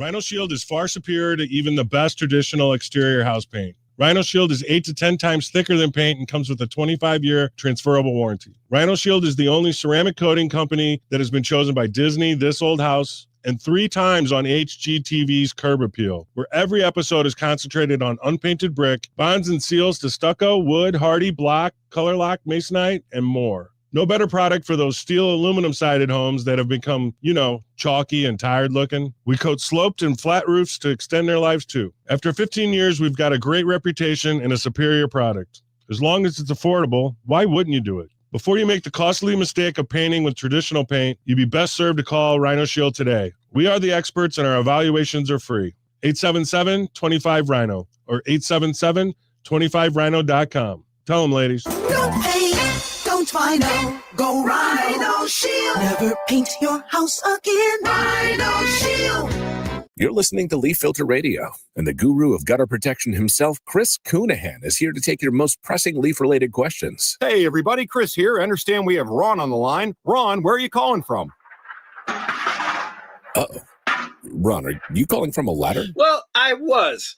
I wanted to ask Chris what I need to do to get my gutters ready to have Leaf Filter installed. Oh, Ron, you don't have to do anything. A Leaf Filter Trusted Pro will come out and clean out your gutters, realign and seal your gutters, and install Leaf Filter, America's #1 gutter protection system. So I didn't need to get on this ladder? Ron, Leaf Filter Trusted Pros are in your neighborhood and ready to help. Just visit leaffilter.com/deal to schedule your free gutter inspection and get up to 30% off. Thank goodness. What was that site? To get this special radio offer, go to leaffilter.com/deal for your free gutter inspection today and get up to 30% off. That's leaffilter.com/deal for up to 30% off. leaffilter.com/deal. See representative for warranty details. Join Mark Patrick seminars and lose the weight or stop smoking guaranteed. That's right, weight loss seminar at the Marriott St. Louis West in St. Louis at 11 a.m. Registration 10:30 a.m. Stop smoking seminar 2 p.m. Registration 1:30 p.m. It's the Chris and Amy Show on 104.1 FM KMOX, sponsored by the St. Louis Aquarium. Explore the St. Louis Aquarium at Union Station. Of course, children who have nut allergies need to be protected. Of course. We have to segregate their food from nuts, have their medication available at all times, and anybody who manufactures or serves food needs to be aware of deadly nut allergies. Of course. But maybe Maybe if touching a nut kills you, you're supposed to die. I think of that every time our producer, Matt Pajeski, is here and I have some peanuts I'd like to eat. You can eat them. Cashews. I had peanut butter filled pretzels on Friday, and I was praising them as being perhaps the most perfect snack ever invented. And Matt said I wouldn't know, and I forgot because he's not allergic to all nuts. He's not allergic to almonds or pecans or pistachios. But you are allergic to peanuts and cashews and Brazil nuts for some reason. And how do you even know you're allergic to? When was the last time you ate a Brazil nut? Well, you get that little pinprick thing on you when you're a kid. Yeah, and they tell you what you're allergic to. Those things popped up for me. I don't really like Brazil nuts. So that was Louis C.K., comedian who I think everybody knows several years ago had the controversy that he was fully responsible for, in which he was, I don't know if it's technically sexual assault, whatever it is, because it is a type. If someone's doing something in front of you and it's not willing and there's a power dynamic and so that's what it was. Yeah, he's doing stuff in front of women and put them in horrible positions. I do think it counts as sexual assault. He was asking women, and there were 5 different accusers that he had who were all younger, up and coming comedians, and he had a lot of clout at the time. And so he would be in private situations with them, ask if he could do a thing. And they would all say yes, even though reluctantly they didn't want to, but they felt like this man has some sort of influence over me. So I have no choice but to say yes to him. Or he kind of like ambushed the situation where he took them off guard. So he performed at the Fox Theater last night. And, he was, and as a comedian, if I separate it, he is still my favorite. I always thought that he looked at things, the stuff that he talked about on stage, always in a way in which I could see it. That's like he would say something and I would think that's exactly how I would feel about it had I had that thought, So I always admired him as a comedian. I'll admit that I feel a little icky about it, but I did go to the show last night. And I went, I had a friend who wanted to go to, and it was a lady, and she decided that she's like, yes, he's one of my favorites too. Let's go see him. So we did. And I mean, as a comedian, he is still very funny. He is still really, really good at that craft. And by the way, had a really great long bit about his father being in a nursing home now and going into the nursing home. And then there are just people everywhere in wheelchairs, but the chairs aren't moving. And it looks like somebody had a game of bumper cars and just turned the power off, which is it's a very funny joke if you think about it. But I have to admit that I felt a little weird going, and I have a lot of friends who are actually pretty progressive and they still like him and they go to his shows. And it was an interesting mix of people in the crowd last night. So it got me thinking about, we did this whole cancel culture thing, and there was a lot of pushback against it. And, he ended up, according to him, losing something like $35 million for himself in all these gigs and shows and income he could have had he not done all those things in the past, which he has owned. But so I'm just wondering, when do you get to enjoy, or should you still be allowed to enjoy somebody who's done something weird? So 314-436-7900. You can text us. We'd love to hear from you, and maybe we can get into this even more in the next hour. 314-436-7900. I've got my take on it, and I think people are overcomplicating it when they talk about, when should we allow someone a grace period? Are we a country of second chances? No, I'll tell you what it is. People won't inconvenience themselves, and they don't want to put themselves out. So if you don't really like a comedian, you can be all high and mighty on social media, and you can say how you could never support somebody who did this or that, but you don't really care because you didn't really like the comedian. In the same way that you can say that you support women and you are going to stand up against domestic abuse and sexual assault. Oh, unless that guy happens to be a really good quarterback or a wide receiver on your team, well, then you can forgive him. I will say to this day that Americans can give all of their sanctimonious speeches about virtues and values that they have, but they only do it when it doesn't personally inconvenience them or put them out, because I guarantee you they're still going to see their comedian. They're still going to watch their favorite football team, and they're still going to eat at their favorite restaurant, regardless of how that business or person happened to allegedly offend them. People won't put themselves out. And that's pretty much everybody. I think there are very few people that live by their standards that they put on other people. Very few. I think it's a very, very small percentage. But let us know what you think. 314-436-7900. Feel free to weigh in, text in. You can leave us a message on the Odyssey app as well. We will continue our Cardinals discussion. Matt Pauley, as the playoffs are starting up. Why are you looking at me? Matt Pauley is going to join us next on KMOX. Think back to the holiday season last year. You're surrounded by your family. It's been months since everyone has been together like this. Everyone is talking and catching up, sharing stories and laughing, and your grandson is real quick-witted. He cracks a joke and everyone seems to laugh. But you missed it. How does that make you feel? Do you start to disengage? Do you feel disconnected from the group? I'm Dr. Colleen Bosler, and I don't want this to happen to you this holiday season. Come visit Dr. Adam Voss and me at the Audiology Center for our Here for the Holidays event happening in the month of October. We're offering free hearing screenings, free earwax removals, free consultations, and a $500 coupon towards the latest hearing aids. Call us today to make an appointment for this special event through the month of October. 636-441-7470, or visit us online at theaudiologycenterstl.com. Currently at 77 degrees. It's going to be warm today with lots of sun, way above the historic average for warmth. 89 degrees, almost 90 today. Tonight, clear with a low of 59. Weather sponsored by Sachs Financial.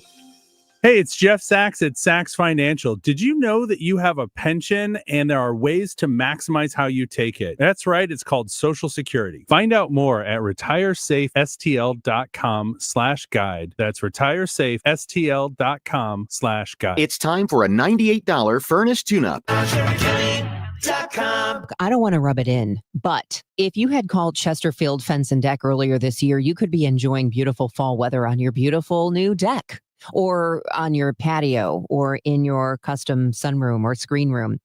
But it's not too late to call Chesterfield Fence and Deck and make sure that you have everything in place so that you can enjoy your outdoor space to its fullest. Chesterfield Fence and Deck is the sign you have the very best, celebrating their 57th year in business. They've been one of St. Louis's top names in home improvement because they put quality and professionalism first in everything they do, with the best, longest lasting outdoor products available, a skilled installation team with years of experience. Mention me, Debbie Monterey, and they'll offer you 48 months interest-free financing. Stop by and visit them in the Chesterfield Valley. They've got a beautiful showroom, or you can visit them online right now at chesterfieldfence.com. Chesterfield Fence and Deck is the sign you have the very best. This is Justin Brown with Krentz Financial Group. For over 6 decades, we've helped St. Louis families and businesses plan with purpose and live with confidence. As retirement approaches, one question matters most. How will you replace your paycheck? With decades of experience, we've helped retirees turn uncertainty into clarity through personalized income planning and steady guidance. Our proactive strategies are designed so you can enjoy the retirement you worked your lifetime for, with clarity, confidence, and peace of mind. Your goals, our mission. Start today at kfgadvisors.com. Securities offered through Raymond James Financial Services. Member FINRA/SIPC. Krentz Financial Group is our broker-dealer. Glover here for my friends at Cantor Injury Law. Cantor is local, and we're here doing the work every day. We're right here in St. Louis, and we're ready to fight for you. CantorInjuryLaw.com or call 314-628-9999. The choice of a lawyer is an important decision and should not be solely based on advertisements. The Chris and Amy Show on 104.1 FM KMOX and the free Odyssey app. Go Paulie! Paulie's a great name. Go Paulie! What'd you do for Paulie? Anything? Me, Paulie! I was responsible! Paulie, we're here because of you. It's over, 2025. Not the year, but the Cardinals season is over. And they now look ahead to the postseason. They also are the playoffs. I guess they can watch them. And then the offseason, which is going to begin with a new regime. We will have a press conference today at 12 o'clock. John Mozeliak, who is the current president of baseball operations, will be giving his remarks as he leaves his position as president of baseball ops. And then tomorrow, Chaim Bloom, who is taking over as the new leader, will have his press conference. That'll be at 10 o'clock. We're going to have that on KMOX tomorrow morning. But right now, we are talking with Matt Pauley, the host of Sports Open Line, Redbird Rush Hour at 5 o'clock, and also pre- and post-game coverage. Matt, so it's over. It's always sad, I think, when the Cardinals season comes to an end. We're a little more used to it coming to an end before the playoffs lately. But, it doesn't really feel very good right now.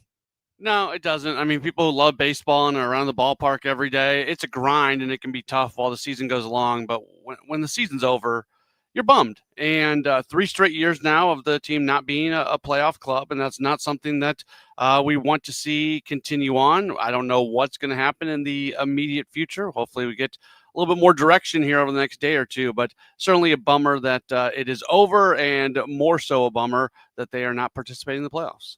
It is.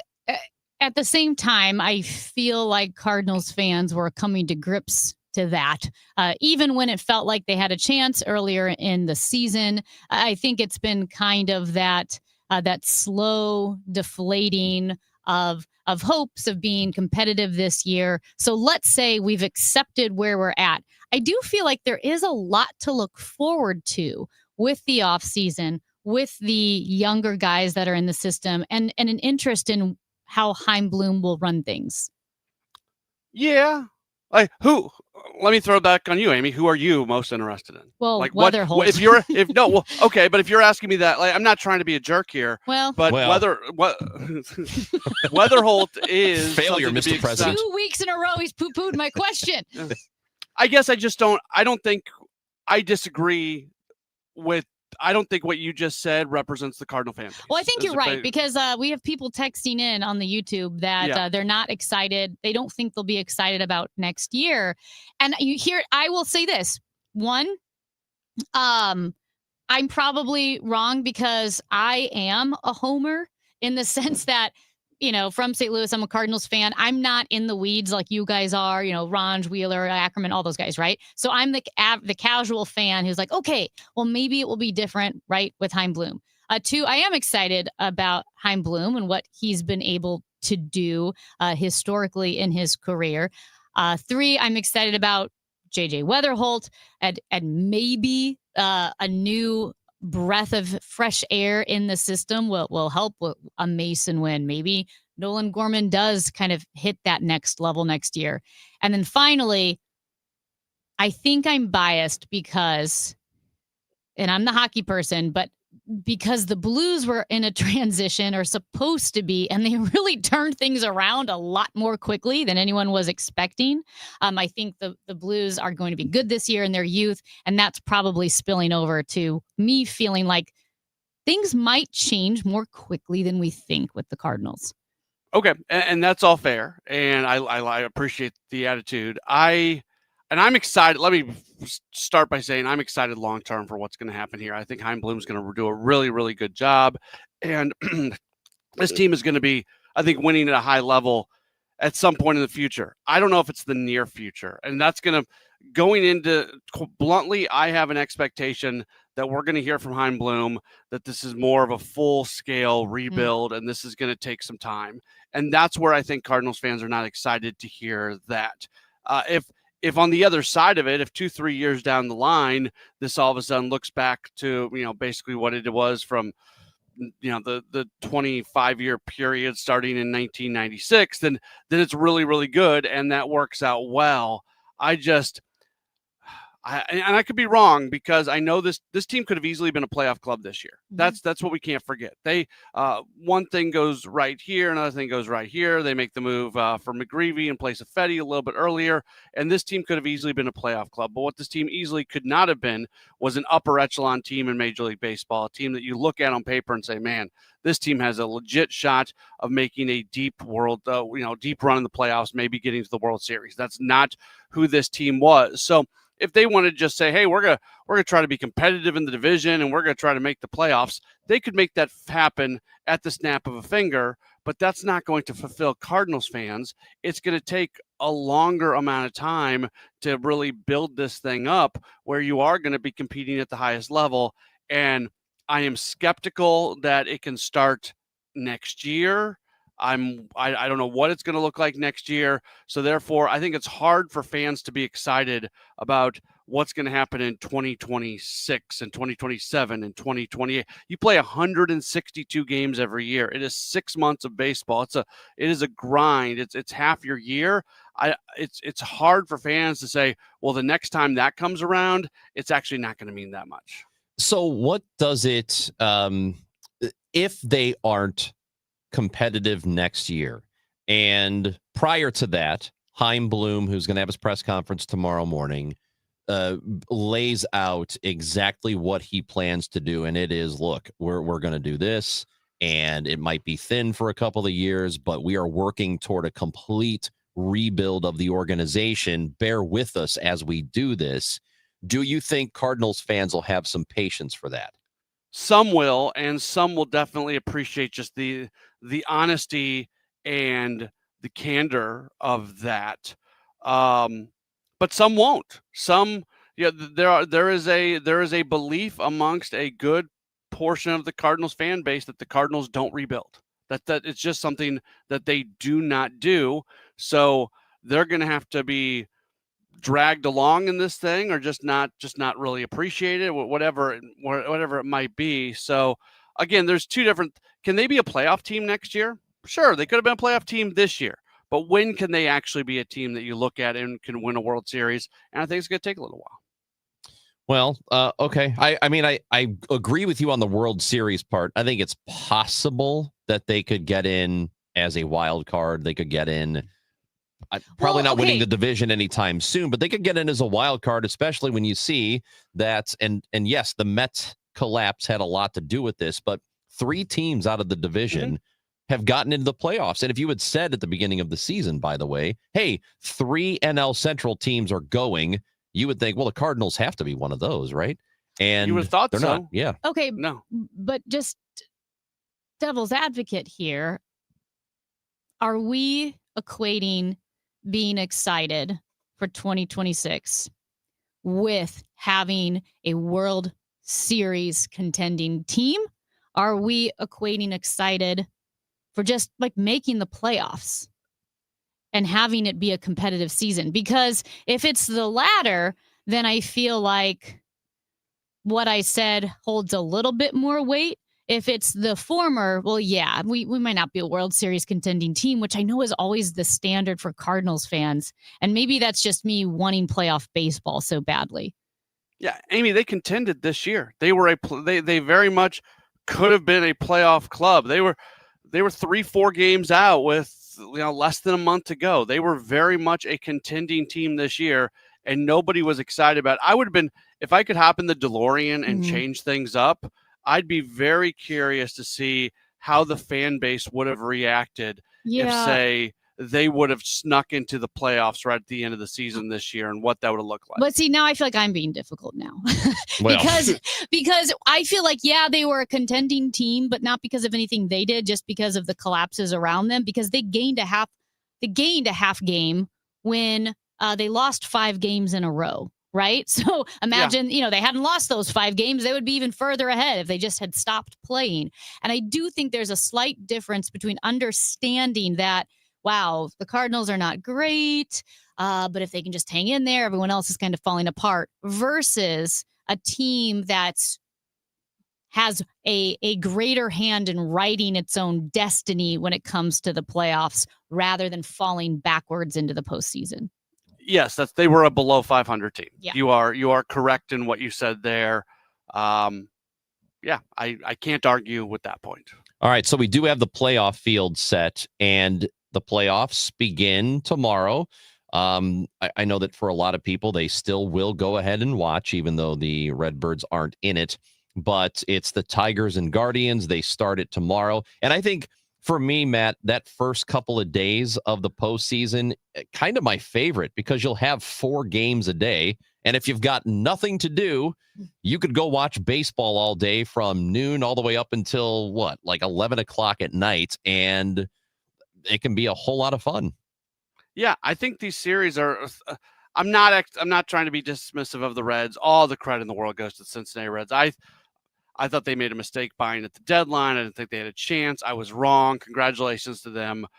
It's really good for that fan base. That being said, I think the Dodgers are a significantly better team than the Reds. The other 3 series, that Detroit-Cleveland thing's interesting, just the way the season finished.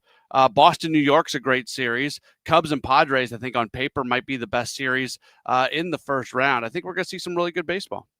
All right, Matt Pauley, we appreciate you. Thank you for being with us. So the Redbird Rush Hour, which has been at 5 o'clock, is it going to continue to be Redbird Rush Hour? I believe we're tweaking the name. I don't know when we're officially allowed to say anything. So just be tuned in at 5 o'clock today. All right, that's it. As Mike Claiborne would say, stay tuned. 5 o'clock tonight. Then you've got the Sports Open line at 6, and everybody will be listening to you, Matthew. I hope so. Yo, Paulie, your sister's with me. I'll call you back later. See ya. That's Matt Pauley. There it is. Redbird season is over. 314-436-7900. This is the Chris and Amy Show on 104.1 FM KMOX. KMOX welcomes Trans-Siberian Orchestra and their monumental tour, The Ghosts of Christmas Eve, to Enterprise Center December 23rd at 3 p.m. Tickets are on sale now at Ticketmaster.com. A portion of the proceeds benefit Siteman Kids at St. Louis Children's Hospital. And right now, Trans-Siberian Orchestra is offering their lowest ticket price in years, starting at $55, including fees, only for a limited time. For more info, KMOX.com/events. Protect your liver and give it the support it deserves by making Active Liver from New Nordic part of your daily wellness routine.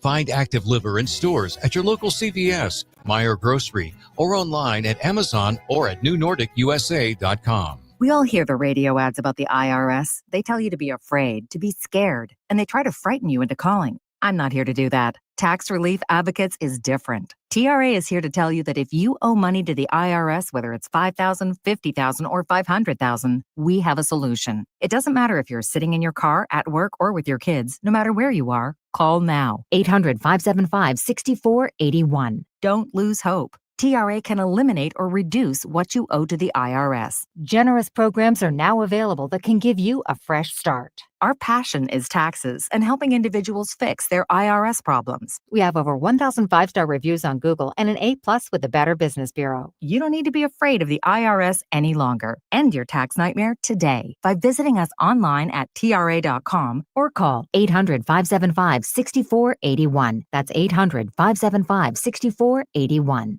Tax Relief Advocates. Real solutions for real people. Hey, Bethesda volunteer Dave Glover here. Winter is right around the corner, and that means shoveling snow and preparing your house for the cold. Why not let Bethesda help you enjoy the season without the hassle of home maintenance? Bethesda Orchard in Webster Groves is an active and vibrant retirement community where residents spend time doing the things they want to do, not the things they have to do. And they have this beautiful backyard garden with walking paths that the residents take care of themselves. Extremely impressive. To learn more about Bethesda Orchard or any of the Bethesda retirement communities, go to BethesdaHealth.org. Hey guys, Kevin Wheeler here for 213 Complex, which you can pick up at Supplement Superstores. With school back in session, you're into a new routine. That routine's going to last. Make it a fitness routine as well. I know that's what I'm doing in advance of the holidays, and I'm using 213 Complex to get it done because what I'm getting is all day boost to the metabolism, 24 hours a day. I get appetite control, which is huge for me, and all-day focused energy that comes with no jitters. So for you, just go to Supplement Superstores, tell them Kevin Wheeler sent you in. They will give you 30% off the 213 Complex. Find your location at supplementsuperstores.com. I'm still going for it, even with higher stroke risk from atrial fibrillation and a regular heartbeat not caused by a heart valve problem. Over a 3-year study, Eliquis apixaban tablets reduce stroke risk better than warfarin, and over 97% of Eliquis patients did not experience a stroke. A first stroke occurred in 2.9% of warfarin patients versus 2.3% of Eliquis patients. Don't stop prescription Eliquis without asking your doctor. Stroke risk may increase. Eliquis can cause serious and potentially fatal bleeding. Don't take if you have an artificial heart valve, abnormal bleeding, or antiphospholipid syndrome. While taking, you may bruise more easily or bleed longer. A spinal injection increases blood clot risk, which may cause paralysis. Get medical help right away for unexpected bleeding or bruising, or back pain, tingling, numbness, muscle weakness, or incontinence. Aspirin products, NSAIDs, SSRIs, SNRIs, and blood thinners increase bleeding risk. Tell your doctor about planned medical or dental procedures. Learn more at Eliquis.com or call 1-855-ELIQUIS. The Chris and Amy Show is video streaming now on KMOX's YouTube, X, and Facebook pages. Click and subscribe. At 12 o'clock, we will have the John Mozeliak press conference as he prepares to leave his position as president of baseball operations for the Cardinals, and then Chaim Bloom tomorrow at 10 o'clock. So you can stick right here with us. We were talking about the Louis C.K. concerts, and I went to it last night at the Fox. And, you know, just having that dissonance of liking a performer or an artist or a baseball player or, you know, hockey player, football player, whatever, but also knowing that they have had suspect conduct in the past and, you know, that sort of thing. So we wanted to get your thoughts on that at 314-436-7900. Also, you can leave us voice messages on the Odyssey app. Anne is calling in with us. Good morning, Anne. Hi, good morning. I was just calling to let you know when Amy was talking about, like, if you have an opinion on something and a celebrity or a comedian says something, how it's you'll overlook it if it's inconvenient for you. Well, first of all, I would say that I wish celebrities, comedians, the whole 9 yards, I wish they would keep their opinions to themselves politically, and I wish we could go back to that kind of a world.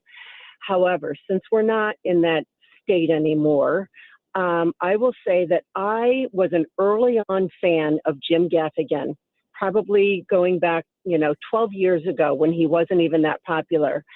And I really like his humor. My whole family listens to him. We were always in probably the first 5 rows of his shows when he would come in town, and just a big fan. When his wife became sick with brain cancer, I mean, I put her in my daily prayers. This man doesn't even know me from Adam. And I was praying for his wife. And then he comes along and he disparages an entire political party. And as much as I liked him and as much as he made me laugh, I had to draw the line. And I thought, here I have been a loyal fan. I prayed for your wife's health. And then you go and you say something against an entire political party, which included me and my family. And I haven't listened to him since. I don't. What comment did he make? Because I don't know anything about his politics. Oh, he came out completely against anyone who was going to be a Trump supporter. Okay. 1,000%. Okay. I mean, and he was vile about it. Vile. I have not heard his comments, Ann. So I guess we'll just have to. Well, thank you trust for it. But does it? Calling in. But I mean, the question is, politics and politicians and political parties have always been targets of comedians since, as long as I've been around. Does that not factor in your thoughts about this, Ann? No, not at all. I mean, so did it bother you in the past? Going back to the early days of Johnny Carson, who never even expressed his own political opinion, but he could make fun of whoever was in office, and we could all laugh as a country. I have no problem with that. But it's when you're saying, basically, if you're a MAGA person, and I wouldn't necessarily call myself that, but if you're a MAGA person, don't come to my shows. Well, you know what? You got what you wished for. It was a huge thing. You should Google that. Jim Gaffigan and MAGA followers. Okay. MAGA fans. Appreciate the phone call. Yeah, I mean, I don't. I've never really been a fan of his comedy. Doesn't really do it for me. So I can't. My behavior will not change at all when it comes to Jim Gaffigan. Yeah. Just like me Jim personally, Gaffigan. but I've not heard anything about his politics, though.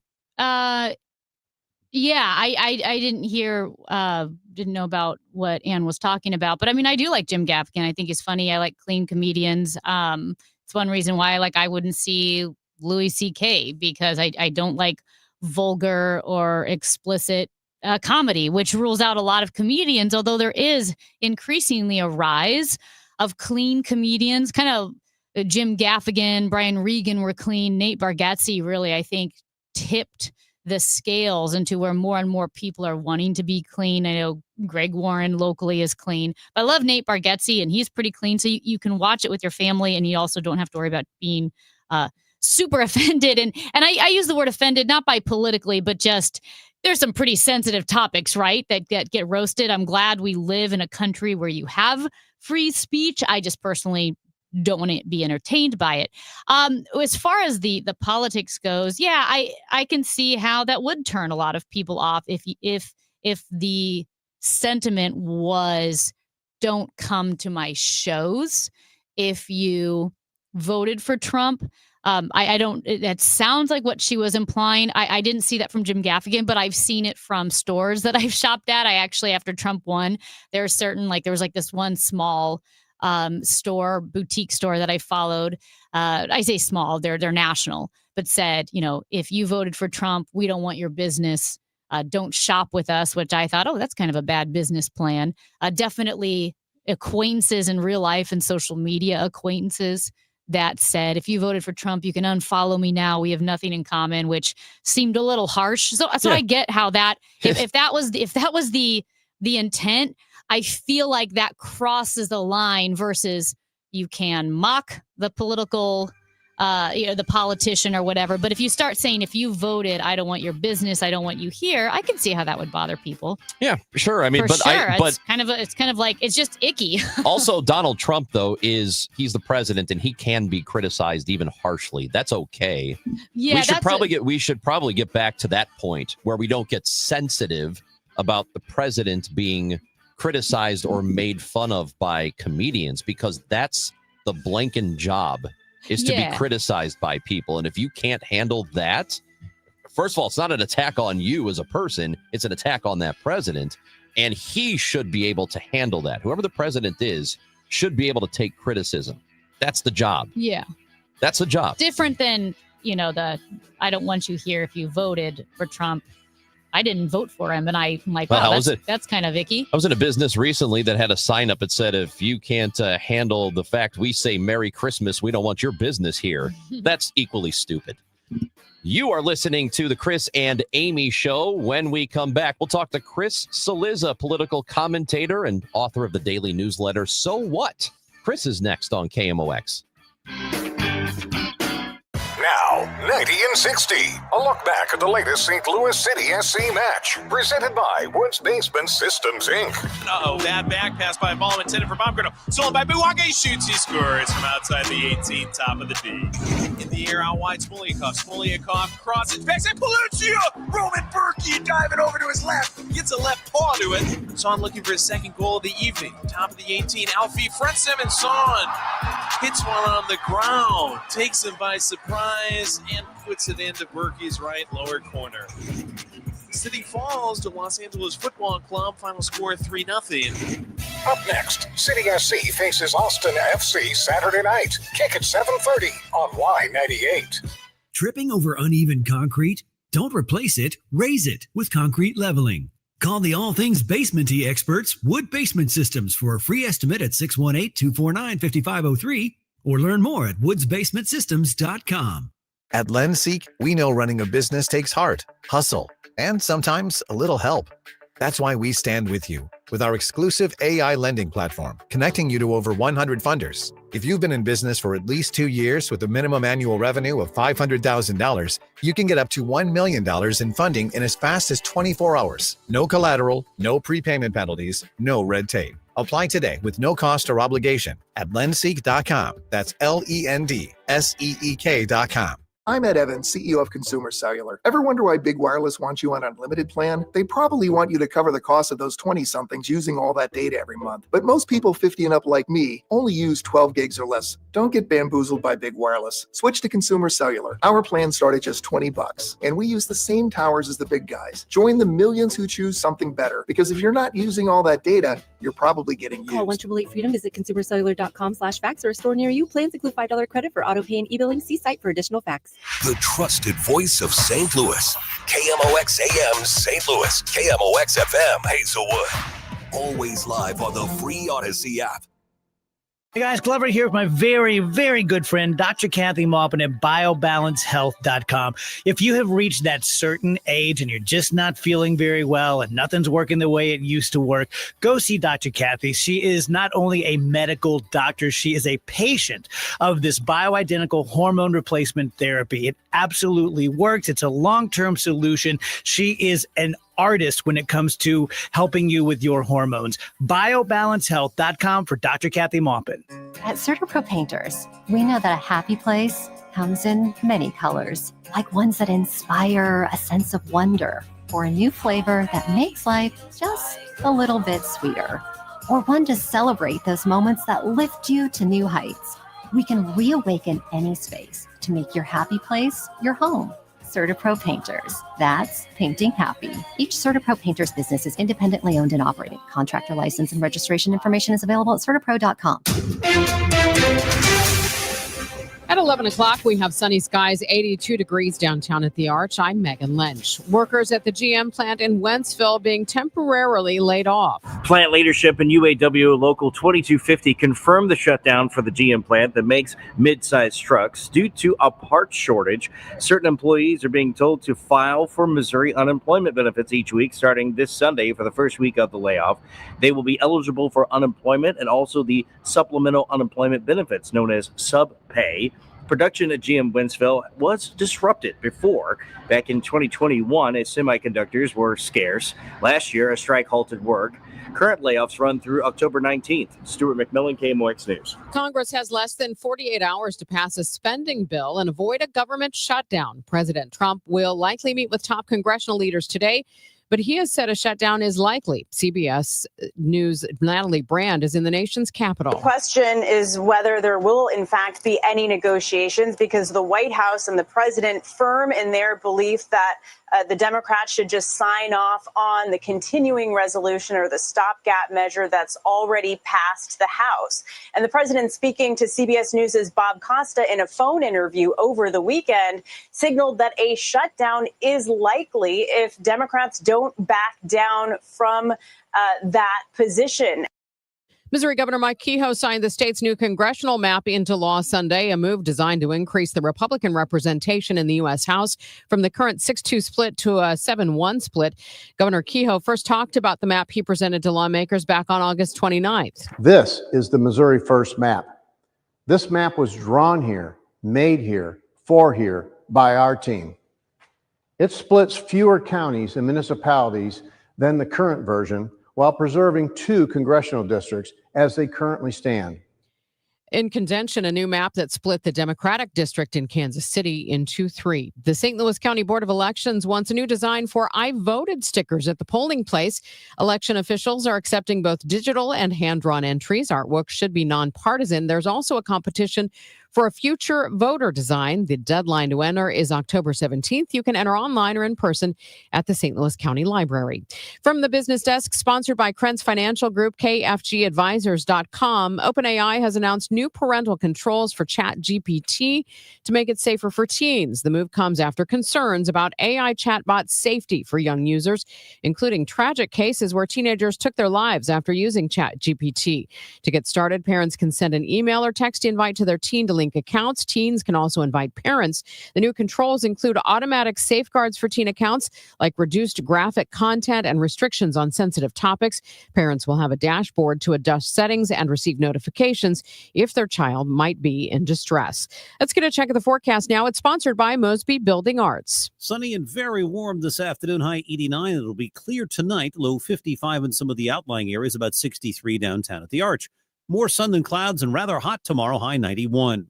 I'm AccuWeather meteorologist Joe Lundberg on 104.1 FM KMOX. Sunny skies, 83 in Florissant, 76 in St. Peters, 82 downtown at the Arch. I'm Megan Lynch, KMOX News. Take your front door from flat to phenomenal. Launch your curb appeal into another dimension during Mosby's Out of This World door sale. A new front door can be yours from just $69 a month. Hurry, sale ends Halloween. Details at callmosby.com. The Chris and Amy Show on KMOX. Brought to you by St. Louis Union Station. Step into the next chapter of family fun at St. Louis Union Station, where new rides bring fresh excitement to a timeless destination.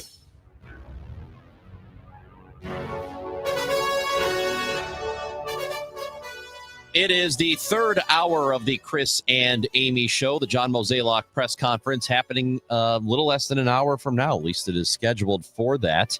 And we will be carrying that live on 104.1 FM KMOX. Right now, we're talking to political commentator and independent news creator. You've seen him on Substack, YouTube, Newsfear, and he contributes for News Nation. And you should sign up for his daily newsletter, So What? It is Chris Cillizza with us on KMOX. Chris, how are you? Hey, guys, I'm good. How are you? We are doing okay. We're hoping that we do not get to a government shutdown here, because the deadline for that is what, tomorrow? So it is tomorrow at midnight. How's it looking? Not good. Okay. Much like the Cardinals and the Washington Nationals season. Sorry, I had to get that in on the day after the Nationals finished a rousing 66-96. Just a disastrous season. At least the Cardinals were somewhat better. There is comfort in collective misery. There really is.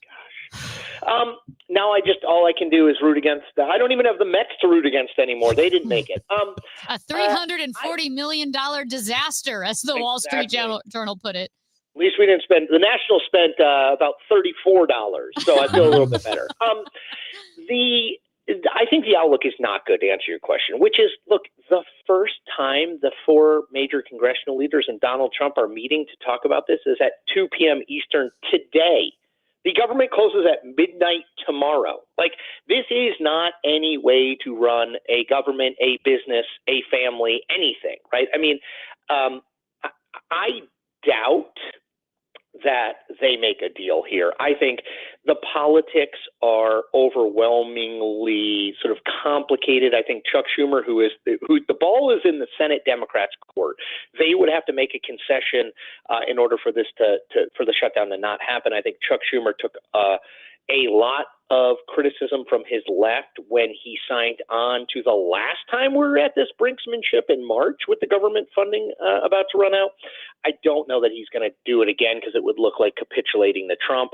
The loser, as we talked about with redistricting and almost everything that the government does these days, is the American public, right? I mean, shutting down the government, I think it has minimum economic effects in the long term, but it just makes us look like a barely functioning democracy to the rest of the world, and I think that is not a good thing.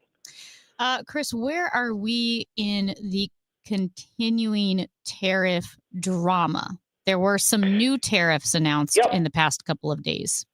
Yep, I was on television this morning when Donald Trump announced the 100% tariff on movies not made in the United States. I mean, I feel like it would be a full-time job for me or anyone just to track the tariffs that either been imposed, recanted, put back in place.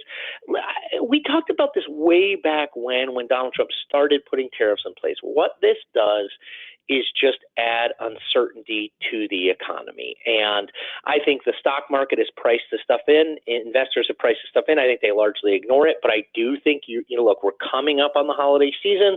I think you're going to see costs increase. I think you're already seeing, I was listening to something this morning about housing affordability, just housing not being affordable.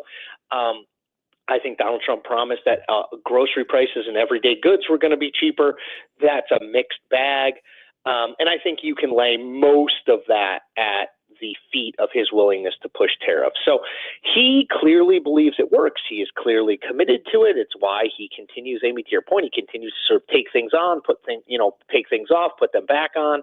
I just think the average American does not really still understand what tariffs are, other than to say it feels uncertain, it feels chaotic, and they are paying more, whether it's in shipping costs, whether it's in prices for everyday goods. And I think that is something that no one wants to do.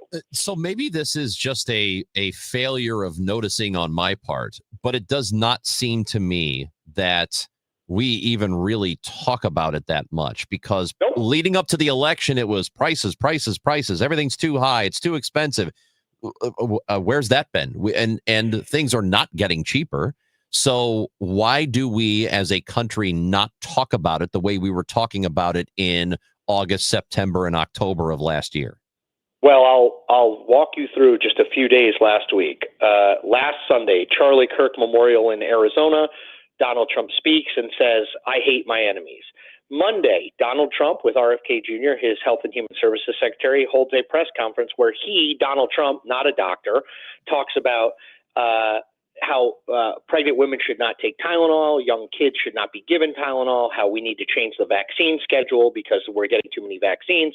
And then on Tuesday, he goes to the United Nations and tells them that the countries there, that their countries are going to hell.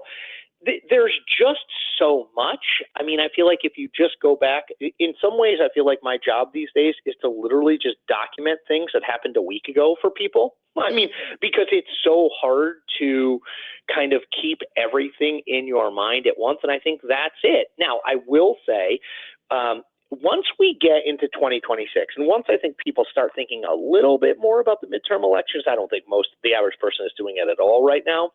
I do think prices, what Trump has done on the economy, I think those things will start to get much more discussed and relevant. But I agree, right now it's kind of, there's just so many things that it's hard to know where to look. Yeah, it really is. And also, Trump is someone who likes to be in the spotlight. He throws a lot at the American public. He likes to create a spectacle, the whole reality TV show and so forth and so forth. On the other side of the aisle, though, you do have a Democratic Party that is trying to figure itself out. And you have some more moderates. Then you have someone like Mamdani out in New York City. And some Democrats are leaning into the very progressive left bent of the younger side of the party. Others are trying to, like a Gavin Newsom, almost, adopting Trumpian tactics on social media and trying to present a bit more as a moderate. What is the state of the Democratic Party right now? Not great. I mean, I think you've got it right. I mean, I think a lot of people think, oh, well, if Donald Trump's not popular, Democrats must be popular. Nope. Actually, neither side is popular at all. Democrats are at or near historic lows in terms of the number of people who say they have a favorable opinion about the party. And I think that's because the Democrats are still dealing with a hangover from the 2024 election. I think that loss, the way that the party came to be defined during that campaign as, woke, coastal, way too liberal, those problems endure. And, the reality is, I guess if I had to pick a leader of the Democratic Party right now, I guess I'd pick Gavin Newsom. But there isn't a president, right? They don't have control of the White House. They don't have control of the House. They don't have control of the Senate. There's not a governor, with a possible exception of Newsom, who jumps out at you. And so I think that this is not an uncommon thing for a party that loses the presidency and doesn't have any sort of levers of power in Washington, but it is a very hard thing for the party because I think you have all these forces battling of, well, I want it to go this way, I want it to go that way. And the truth is, I think the average American just does not think particularly favorably of the Democratic Party. It may not matter in the midterm elections because typically midterms are purely a referendum on the party in power. Donald Trump is not popular. History would suggest an unpopular president, his party loses a bunch of seats. But I would say as Democrats look to the next big goal, which is the 2028 election and the presidency, They have a bunch of work to do. The party does not stand for much in the eyes of the average American right now, and the things that the average American does associate with the party are not things that are going to win them a national election. So, Kamala Harris's book, which has now been out for about a week, 107 days, has kind of added to that chaos, and she's criticizing Joe Biden, talking about how Josh Shapiro wanted to be vice president too much. So she's kind of throwing a big rock in that water as well, and the ripples I think we're just dealing with. But yeah, I think it's a function of the party's leaderless at this point. So we always hear this. It's one of those tropes that you have to, or what political parties do wrong is they try to win the last election instead of trying to win the next one. Do you see that party, the Democratic Party, falling into that sort of trap? I think it's a really good question because you're exactly right. It is very often you fight the last election rather than the next election. To me, I think what Democrats need to do is talk much less about Donald Trump. I know he's the president. I know he is doing things that many Democrats view are absolutely dangerous to democracy, but talk less about him. Not saying don't talk about him. Talk less about him. Talk more about this is what the Democratic Party stands for. There are good messengers out there. Mallory McMorrow, who is a state senator running in the Michigan Senate race, a Democrat, talks about her words, affordability crisis, child care, consumer goods, housing prices. That, to me, Democrats need to have a message that is, okay, vote for us and we will address this problem in these ways. Simply saying we are the party that isn't Donald Trump, I don't think gets them there. And I do still think there are too many Democrats who are caught up in the mistake they made in 2024, which was just assuming that if the race was a referendum on Donald Trump and his behavior and sort of who he is, that Democrats would win. And obviously that didn't work out. Yeah, it's interesting. Like you said, you can't just run on the platform that we're not Donald Trump.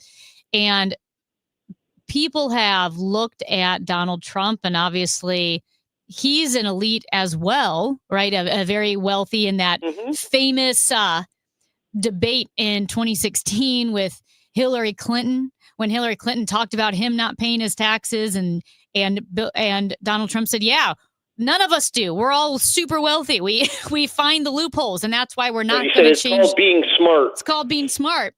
And Yep. I think what happened then is people also realize, okay, well, he's an elite, but I'd rather have an elite who talks at my level rather than this Ivy League academia elite that talks down to the American people. Like they'd 100%. rather have a rich elite who speaks on their level than this academic elite who goes, oh, you don't understand. You don't get what, when you're talking about America and all the issues with it. And it's this academic language, which is not how the American people talk.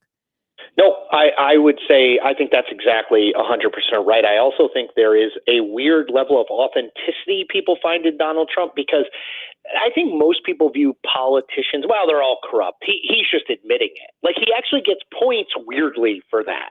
And yeah, I do think Democrats, the way that they talk about themselves and the American electorate is really not good. I was talking to this Democratic consultant and I said, when did you know that Kamala Harris wouldn't win? And he said, when she said, I am going to work to center the economy.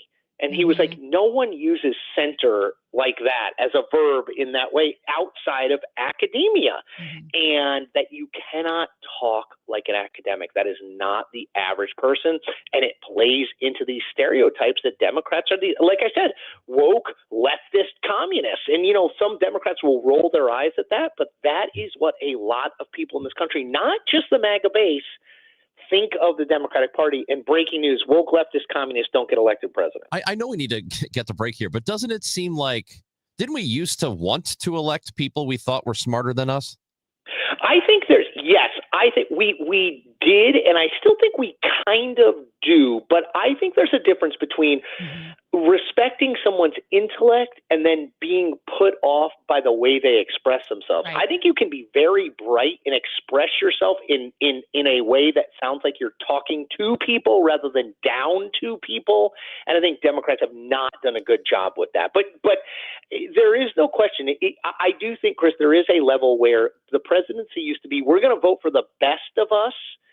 And there is a little less of that now. Now it's we're going to vote for sort of someone who's going to recognize who we are, what we care about, who's going to fight, as opposed to someone who has these amazing credentials and went to all these Ivy League schools. Because I think people are more and more resentful of, they're not better than us. Remember Donald Trump's very successful riff in 2016.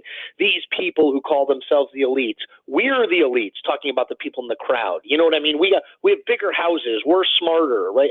There's a lot of his sort of populism is very much built in that resistance to these people who tell you how smart they are, who tell you that they're better than you. Chris Cillizza, we appreciate talking to you whenever we get the chance. Thank you, my friend. Thank we you, my will friend. talk again soon. Take care. Be well. That is Chris Cillizza, political commentator. Again, get his daily newsletter. It is called So What? We will talk to the special agent in charge of the DEA about a pretty big bust. 26 indicted. 26 were indicted of the Sinaloa cartel. And we are going to talk to him at 11:30. But stick with us. It's Chris and Amy on KMOX. Hey, just check the mail. We've been invited to a seminar and dinner is free. It's going to be chicken, and it'll taste like Play-Doh. Don't be fooled. All seminars are not the same. For example, Steve All, an investment advisor representative and founder of the All Financial Group, will be hosting his Taxes and Retirement Seminar at Bishop's Post, October 7th and 9th. From the big beautiful bill to taxes on your Social Security, Steve will not only cover the hurdles you'll face in retirement, but ways to keep more money in your pocket and less in Uncle Sam's. This is a complimentary event, but seating is limited, so reserve your seat today. Call 636-230-8824 or online at yourmoneymattersstl.com. You know, hon, I've always been interested in us buying a timeshare. I'd rather eat Play-Doh.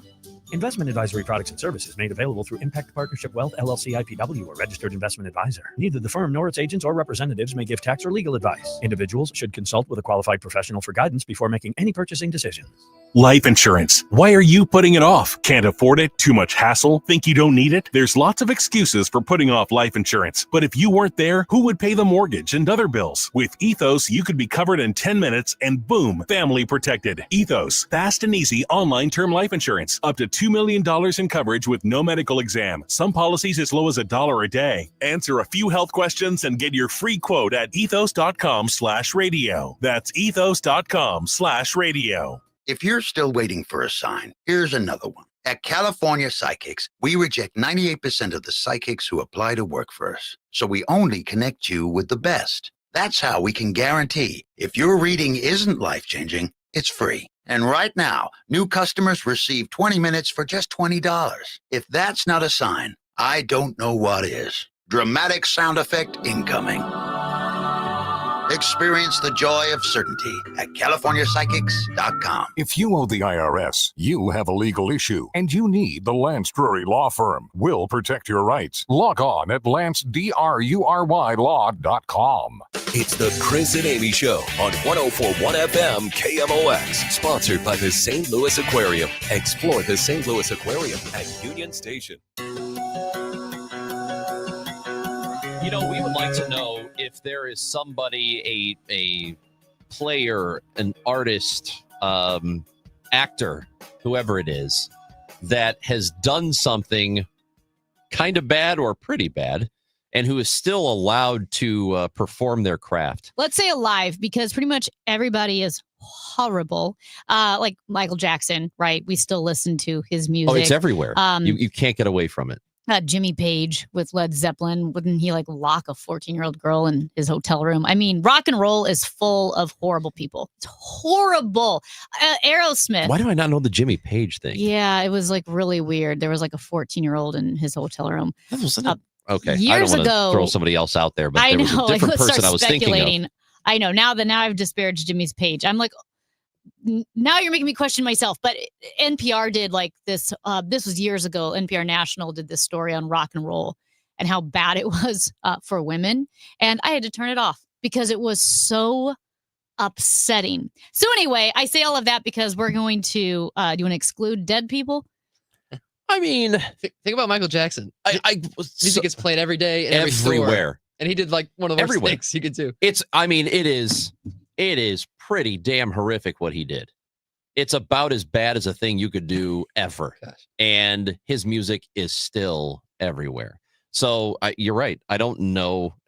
And it's like we don't even turn our nose up at it. We just kind of like, oh yeah, I love Thriller. Good song. Yeah, I mean, it's wild to me that we do that. And every time I hear a song that I think is a banger, I think this is really weird that I grew up listening to this guy. He was, I would suppose, other than some Cardinals, that was the first like celebrity that I was really into, because I was right at that age. Thriller came out, and I was in kindergarten, I think, when Thriller came out, and kids listened to it. We all knew about it. We all listened. So it's wild to think about that. So if there is a performer or somebody that you still support, knowing they've done something that they should not have done, and something serious, let us know. I mean, I'm curious about that, and this all started because I went to the Louis C.K. show last night at the Fox. Unbelievable. And I like his comedy. I've always liked it a lot. I got free tickets. I didn't pay for them. But I felt weird being there, but it was still funny. And he is, to me, as a comedian, as funny now as he was 15 years ago. Yeah, like I said, there's two ways to look at this. Is people aren't going to put themselves out. I really don't think they will. If you can throw a football, if you can help your team win, in whatever your sports is, if you can catch, throw, hit, whatever it is, you can get away with a lot, and people will forgive you because winning covers a multitude of sins.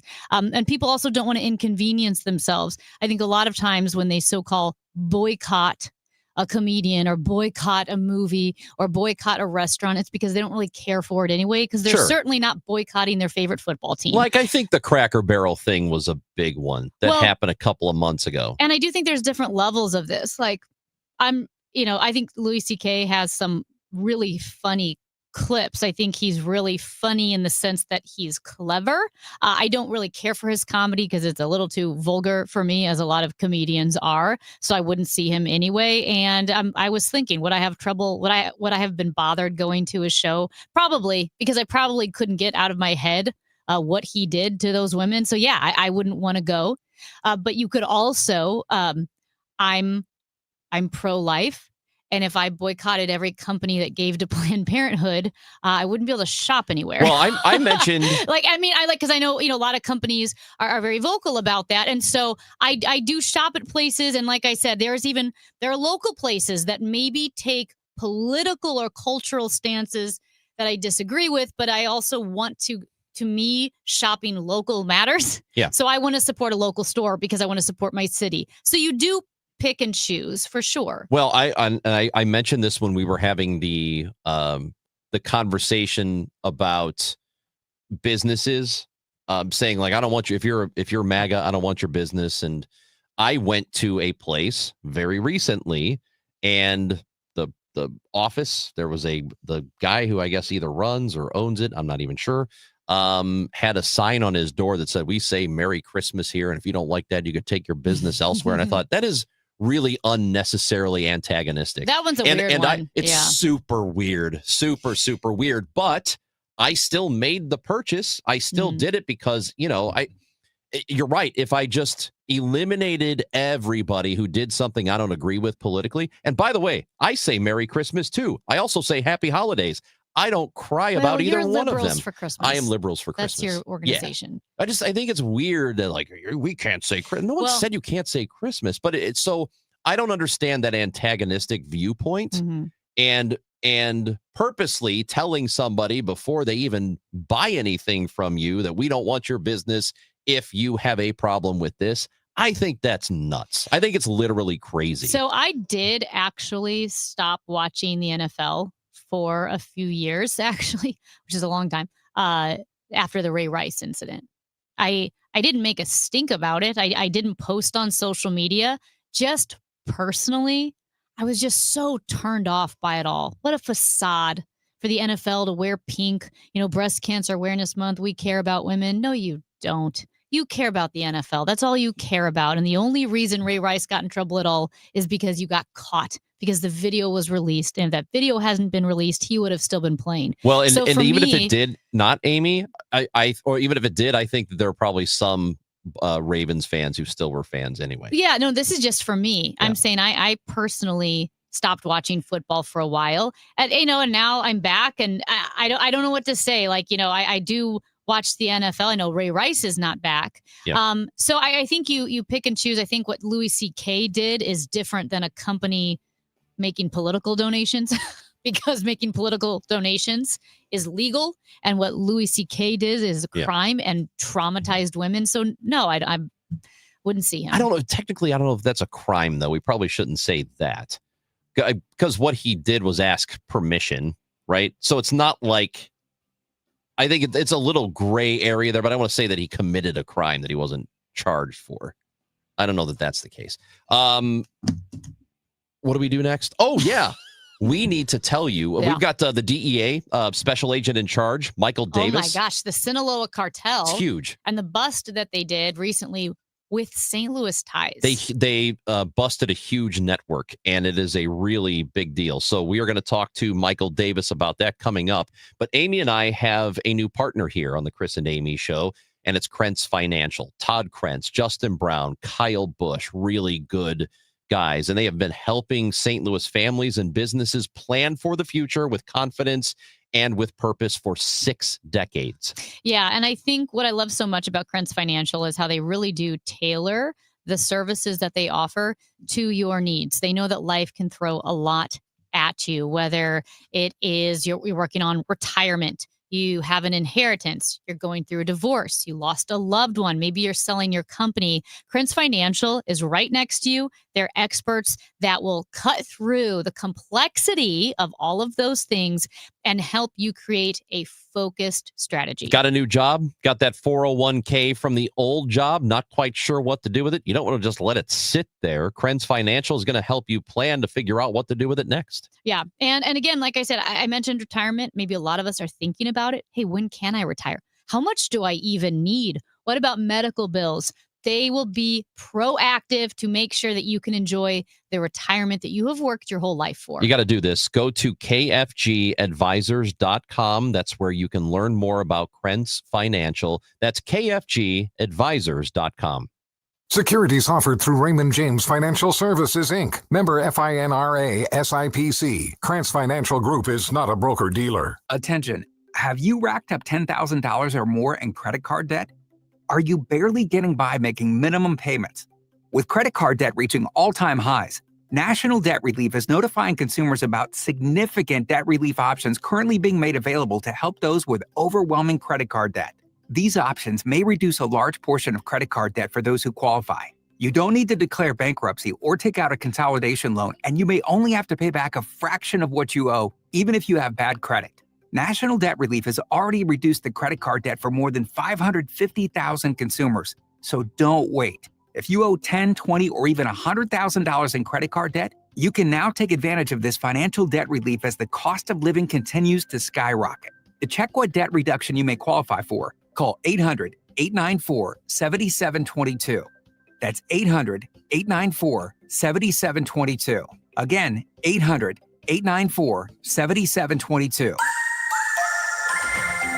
Very warm today with lots of sun. It's already 84 degrees. The high today, 89. Flirting with 90. Tonight, clear and a low of 59. Weather sponsored by Sandberg Phoenix Law Firm. At Sandberg Phoenix, we're more than just a law firm. Our attorneys are committed to you, your business, and your community. We are ready to serve you in the areas of business litigation, intellectual property, health law, and products liability. SandbergPhoenix.com. The choice of lawyers is an important decision and should not be based solely on advertising. Hey, it's Debbie Monterey. If you or someone you know has a home to sell, call Gloria Liu. That's right, Gloria Liu, owner of Your Home Sold Guaranteed Realty. Gloria is here with me now. And when it comes to St. Louis area market conditions, what advice do you have for home sellers in today's market? Well, most importantly, I understand every seller's situation is different. Some sellers need to sell, and some sellers want to sell, And a lot of my sellers are looking to buy, and they also have a home to sell. My advice in this uncertain market is to get an upfront written guarantee. That way, you know exactly how much you stand to make with your home sale. My guarantee sale offer is simple. I'll sell your home at 100% of market value, or I'll pay you the difference. Take it from me, Debbie Monterey. Sell with certainty and an upfront written guarantee with Gloria Liu. 314-325-6888. 314-325-6888 or visit GloriaHasTheBuyers.com. That's GloriaHasTheBuyers.com. Gloria and seller must agree on price and possession date. Now, 90 and 60. A look back at the latest St. Louis City SC match. Presented by Woods Basement Systems, Inc. Uh-oh, bad back pass by Ballum intended for Baumgartner. Stolen by Buwake, shoots, he scores from outside the 18, top of the D. In the air, out wide, Smoliakov crosses, backside, Paluccio! Roman Berkey diving over to his left, gets a left paw to it. Son looking for his second goal of the evening. Top of the 18, Alfie, front seven, Son hits one on the ground, takes him by surprise, and puts it into Berkey's right lower corner. City falls to Los Angeles Football Club. Final score 3-0. Up next, City SC faces Austin FC Saturday night. Kick at 7:30 on Y98. Tripping over uneven concrete? Don't replace it, raise it with concrete leveling. Call the all things basement-y experts, Wood Basement Systems, for a free estimate at 618-249-5503 or learn more at woodsbasementsystems.com. I'm John Morgan of Morgan & Morgan. If you've been injured in a car accident, call America's largest injury law firm. For over 35 years, my mission has been to deliver more for our clients, to deliver more for you. Injured? Visit forthepeople.com for an office near you. Fridays mean football. From a zoo to the NFL, we've got your weekend covered. R3, ready? It's Friday football on KMOX.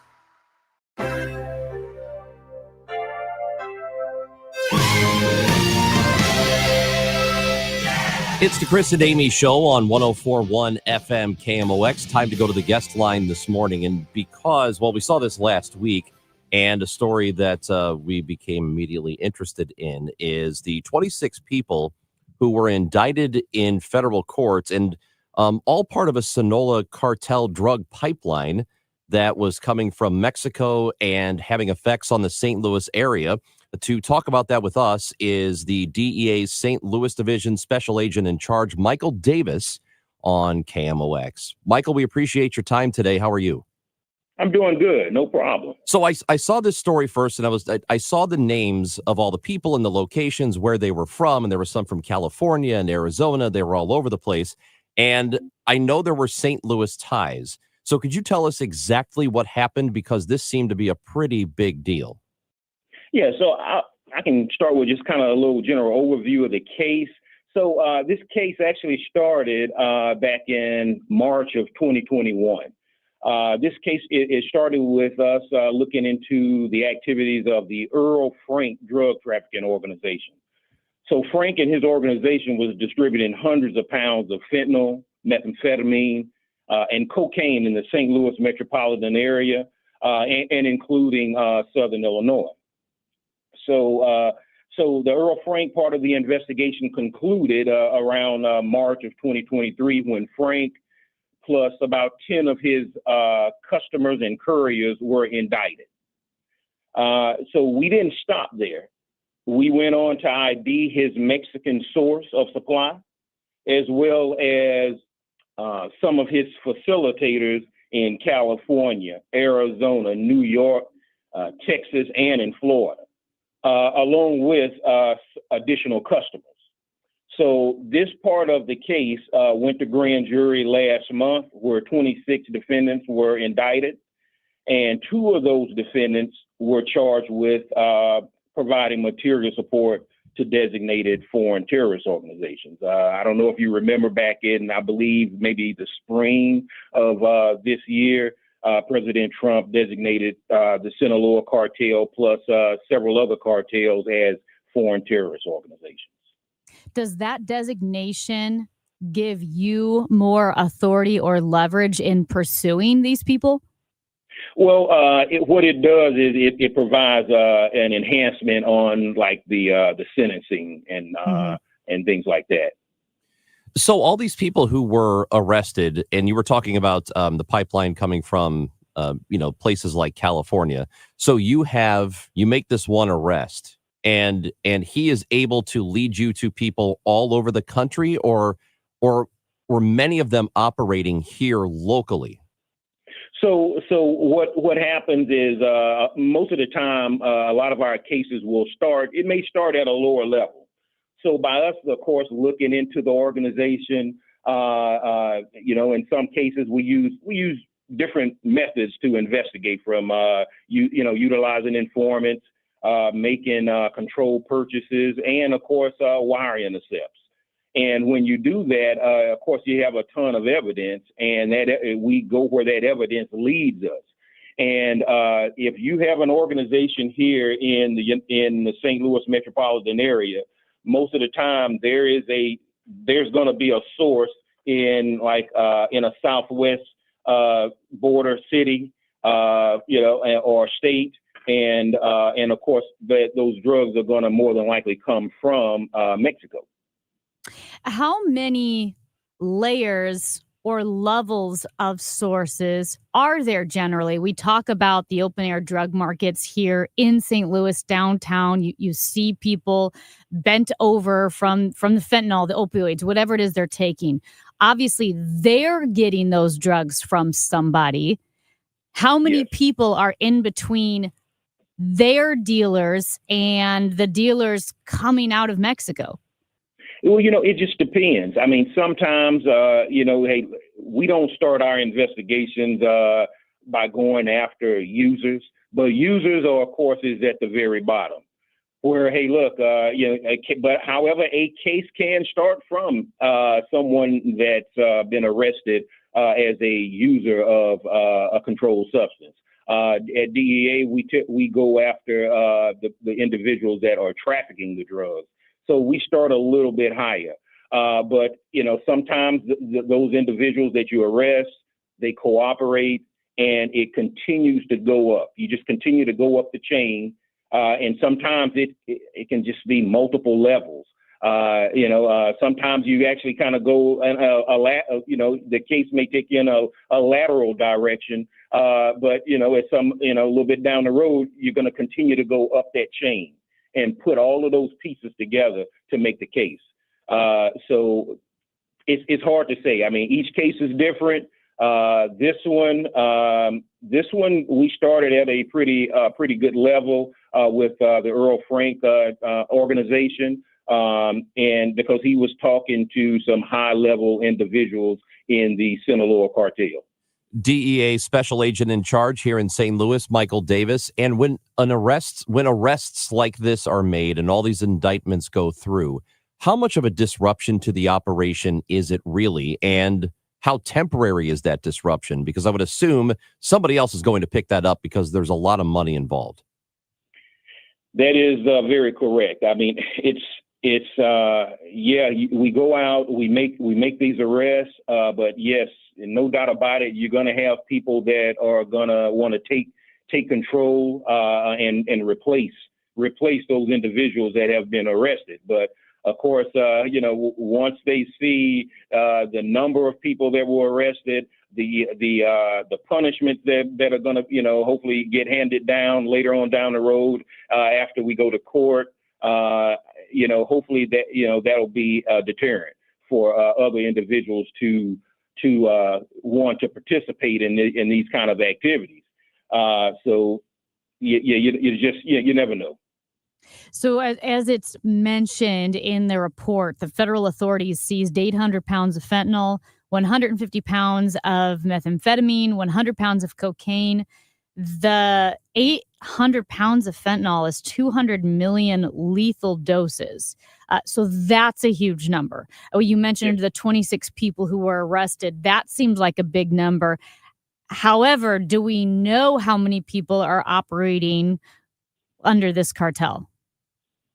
I don't know exactly how many that are operating under the Sinaloa cartel. The Sinaloa cartel is very large. It's in multiple states, multiple cities, multiple countries. They're putting poison all over the United States and in different countries. We have to do our part to try to get to the highest levels of that cartel and just completely dismantle it and just crush it, just destroy it. And as long as DEA and our other sister agencies are doing work like this, we'll make a difference. You'll continue to see that cartel crumble. And also, but one of the biggest things that, of course, that comes from working a case like this is the number of overdoses, it affecting that. Is because, of course, here in St. Louis, we did have a 34% decrease in the number of overdose deaths from 23 to 24, 2023 to 2024. Now, of course, look, you're talking about 800 pounds of fentanyl. 800 pounds of fentanyl that was destined to this area. That's a lot of drugs and a lot of lethal doses that could have potentially killed a lot of people. So I don't know. This seems like just such a massive challenge, because none of this would be possible if there wasn't a market for it. If there wasn't a market for all of these drugs, cocaine, fentanyl, all this, meth, methamphetamines, all this stuff, right? Yes. Then you wouldn't have to do this. So the need is always going to be there. And by need, I mean the demand for it is always going to be there. So how do you continually approach this? Because it seems like you tamp this down, you take care of this cartel, another one's just going to pop up somewhere else. Well, yes. Well, of course, enforcement is going to be primary, and that is our primary mission is enforcement. But what we do at DEA is, hey, look, we understand exactly what you just said, and that is why we have a very robust outreach program. We get out, we're talking to people at workplaces, schools, you name it, town hall events. We are constantly speaking to citizens and trying to inform them of the dangers of illicit drugs that are out there. Whenever something new comes on the market, we're putting out information to the citizens so that they can be aware of what's out there, so that they can make an informed decision if they are ever approached by a drug dealer, especially our kids. Because of course, hey, you know how peer pressure is, and of course we want them to know what's out there again, so that they can make that decision, make an informed decision and hopefully stay away from it. Of course, preventing overdose deaths. Well, we've talked about how big this is. We've talked about the cartels. Is it right that so much fentanyl comes from China and first goes from China to Mexico? Yes. So so when it comes to fentanyl, to make fentanyl, you need precursor chemicals. The majority of those precursor chemicals are coming from China. Okay, it's coming from China, and those chemicals are shipped to Mexico, where those chemicals go into the jungles of Mexico, to clandestine labs where fentanyl pills and powder are made, and at some point it makes its way over into the United States. And once it's over into the United States, then of course that's where our highway system, for the majority of it, comes into play, because a lot of those drugs are shipped on our highway system all over the country. All over the country onto different transshipment points, and eventually to your local dealers, and of course it'll make its way to the end user. So of course we do our best to try to intercept those drugs. At DEA here in St. Louis Division, of course, at St. Louis Division, we cover Missouri, Kansas, and Southern Illinois, basically that bottom third of Illinois. We have actually three interdiction groups, and that's exactly what they do. Two of them work the highways, one in Kansas and one in Southern Illinois. And then we have another interdiction group that works the parcel, the different parcel services, the hotels, the motels, because these locations are typically used to traffic drugs. You said earlier as a meeting location, or sure. You name it. You were talking earlier about there being, and this is the last thing before we let you go. There was a 34% drop from 2023 to 24 and that was strictly in fentanyl use. Is that right? No, that was just overdose deaths. Overdose deaths. What is now? Let me just say this. Sure. Fentanyl is the primary cause of most of those overdose deaths. But probably, if I don't want to give a number, but I think at the national level, it's about 70%. So it's probably something similar here in the St. Louis metropolitan area. Usually it's fentanyl followed by methamphetamine. And it's probably tough to know this right now because we're not through the end of the year, but do you expect there to be another precipitous drop from 24 to 25?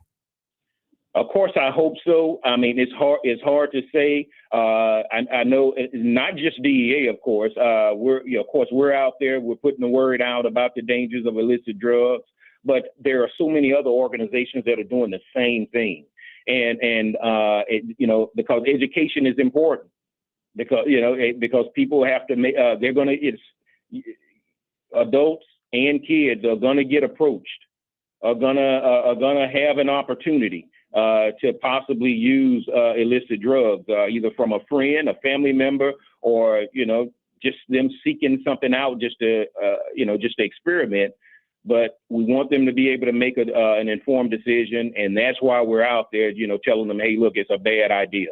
It's a bad idea to take that pill that you have no idea where it came from. Things, if that's what we're putting out. And, I think that's making a difference, the education piece. But like I said, I think enforcement is probably your number one, because we're actually intercepting so much of the drugs so that it doesn't even get to the St. Louis metropolitan area. Special Agent in charge of the DEA here in St. Louis, Michael Davis, we appreciate you. Thank you for speaking with us today. No problem. This is the Chris and Amy Show on 104.1 FM KMOX. Thank you, Missouri, for making Genesis of St. Charles your #1 and most trusted Genesis dealer for 2025. The all-out sellout has arrived. Genesis of St. Charles is out to break all sales records. This month only, receive a $500 gift card with any new vehicle purchase. Want to trade? We're offering more than ever before. These offers absolutely end September 30th. Visit genesisofstcharles.com today. Based on GMA sales records for 2024, one gift card per purchase, prior sales excluded. Hey guys, Kevin Wheeler here for 213 Complex, which you can pick up at Supplement Superstores. With school back in session, you're into a new routine. That routine's going to last. Make it a fitness routine as well. I know that's what I'm doing in advance of the holidays, and I'm using 213 Complex to get it done, because what I'm getting is all-day boost to the metabolism, 24 hours a day. I get appetite control, which is huge for me, and all-day focused energy that comes with no jitters. So for you, just go to Supplement Superstores, tell them Kevin Wheeler sent you in. They will give you 30% off the 213 Complex. Find your location at supplementsuperstores.com. I'm Ed Evans, CEO of Consumer Cellular. Ever wonder why Big Wireless wants you on an unlimited plan? They probably want you to cover the cost of those 20-somethings using all that data every month. But most people 50 and up like me only use 12 gigs or less. Don't get bamboozled by Big Wireless. Switch to Consumer Cellular. Our plans start at just $20, and we use the same towers as the big guys. Join the millions who choose something better, because if you're not using all that data, you're probably getting used. Call 1-888-FREEDOM, visit consumercellular.com/fax or a store near you. Plans include $5 credit for auto pay and e-billing. See site for additional facts. Wesley Financial Group is not a law firm, and Chuck McDowell definitely not an attorney. This is Chuck. If someone talked you into buying something really silly and you want to get out of that silly little thing, my advice, get the facts. Call me and I'll send you our timeshare exit kit absolutely free. Inside, you'll learn how timeshare works and all your options for cancellation. Call Wesley now for your free timeshare exit information kit. 800-384-9393. That's 800-384-9393. Do you hear that? Asthma triggers are everywhere, from dust mites, pet dander, and pollen, to smog and smoke. An asthma attack can strike anywhere, anytime. Be prepared with quick-acting Primatene Mist. clinically proven to open airways quickly. It's the #1 FDA-approved asthma inhaler available over the counter. Primatene Mist. Breathe easy again. Use as directed. Ooma. What was that? That is business phone bliss with the Ooma Cloud Phone System. It handles all our voice, video, and messaging needs. You sound very calm. I am. Ooma has everything I need to run my business more efficiently, like virtual receptionist, call routing, and video conferencing. And it starts at just $19.95 per month per user, plus taxes and fees. Ooma. Nice. Find your business comm at ooma.com/radio. Chris Ranchi, Amy Markscores, because life is too short for boring radio. 104.1 FM, KMOX.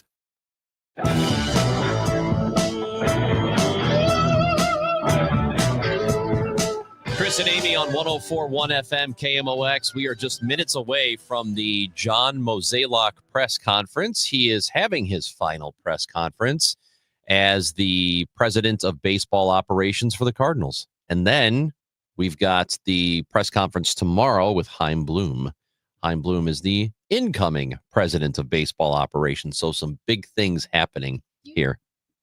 Do you know, if I were the Cardinals team surgeon, because they have the team doctors and so forth, but if I were the Cardinals team surgeon, I would say that I was the head of baseball operations. Why, you think people wouldn't notice? The team surgeon. Oh, Amy. All right. That was a rough. How can All right. you not think that? I don't know. We're going to talk to William in the Central West End. William may have like 30 seconds. What's up? Well, I still got a huge crush on Amy. I mean, for obvious reasons. William, do I better. can't help it. It should just keep at it, Amy. You're exactly right about Louis C.K. He's disgusted. His entire comedy act is being gross. Okay? I grew up with Seinfeld, with Rodney Dangerfield, with Kinnison. Okay? They're funny. They're clever. He's not clever. He's just gross. Okay? I think he did it on purpose. He totally assaulted those women. He wanted the notoriety. Look at him now, 5-10 years later. He's talking about it. He's a gross, disgusting individual. Amy, you are right. Have a great day. Okay. Thank you. Well, I don't think he needed notoriety. He was the biggest comic in the world at the time.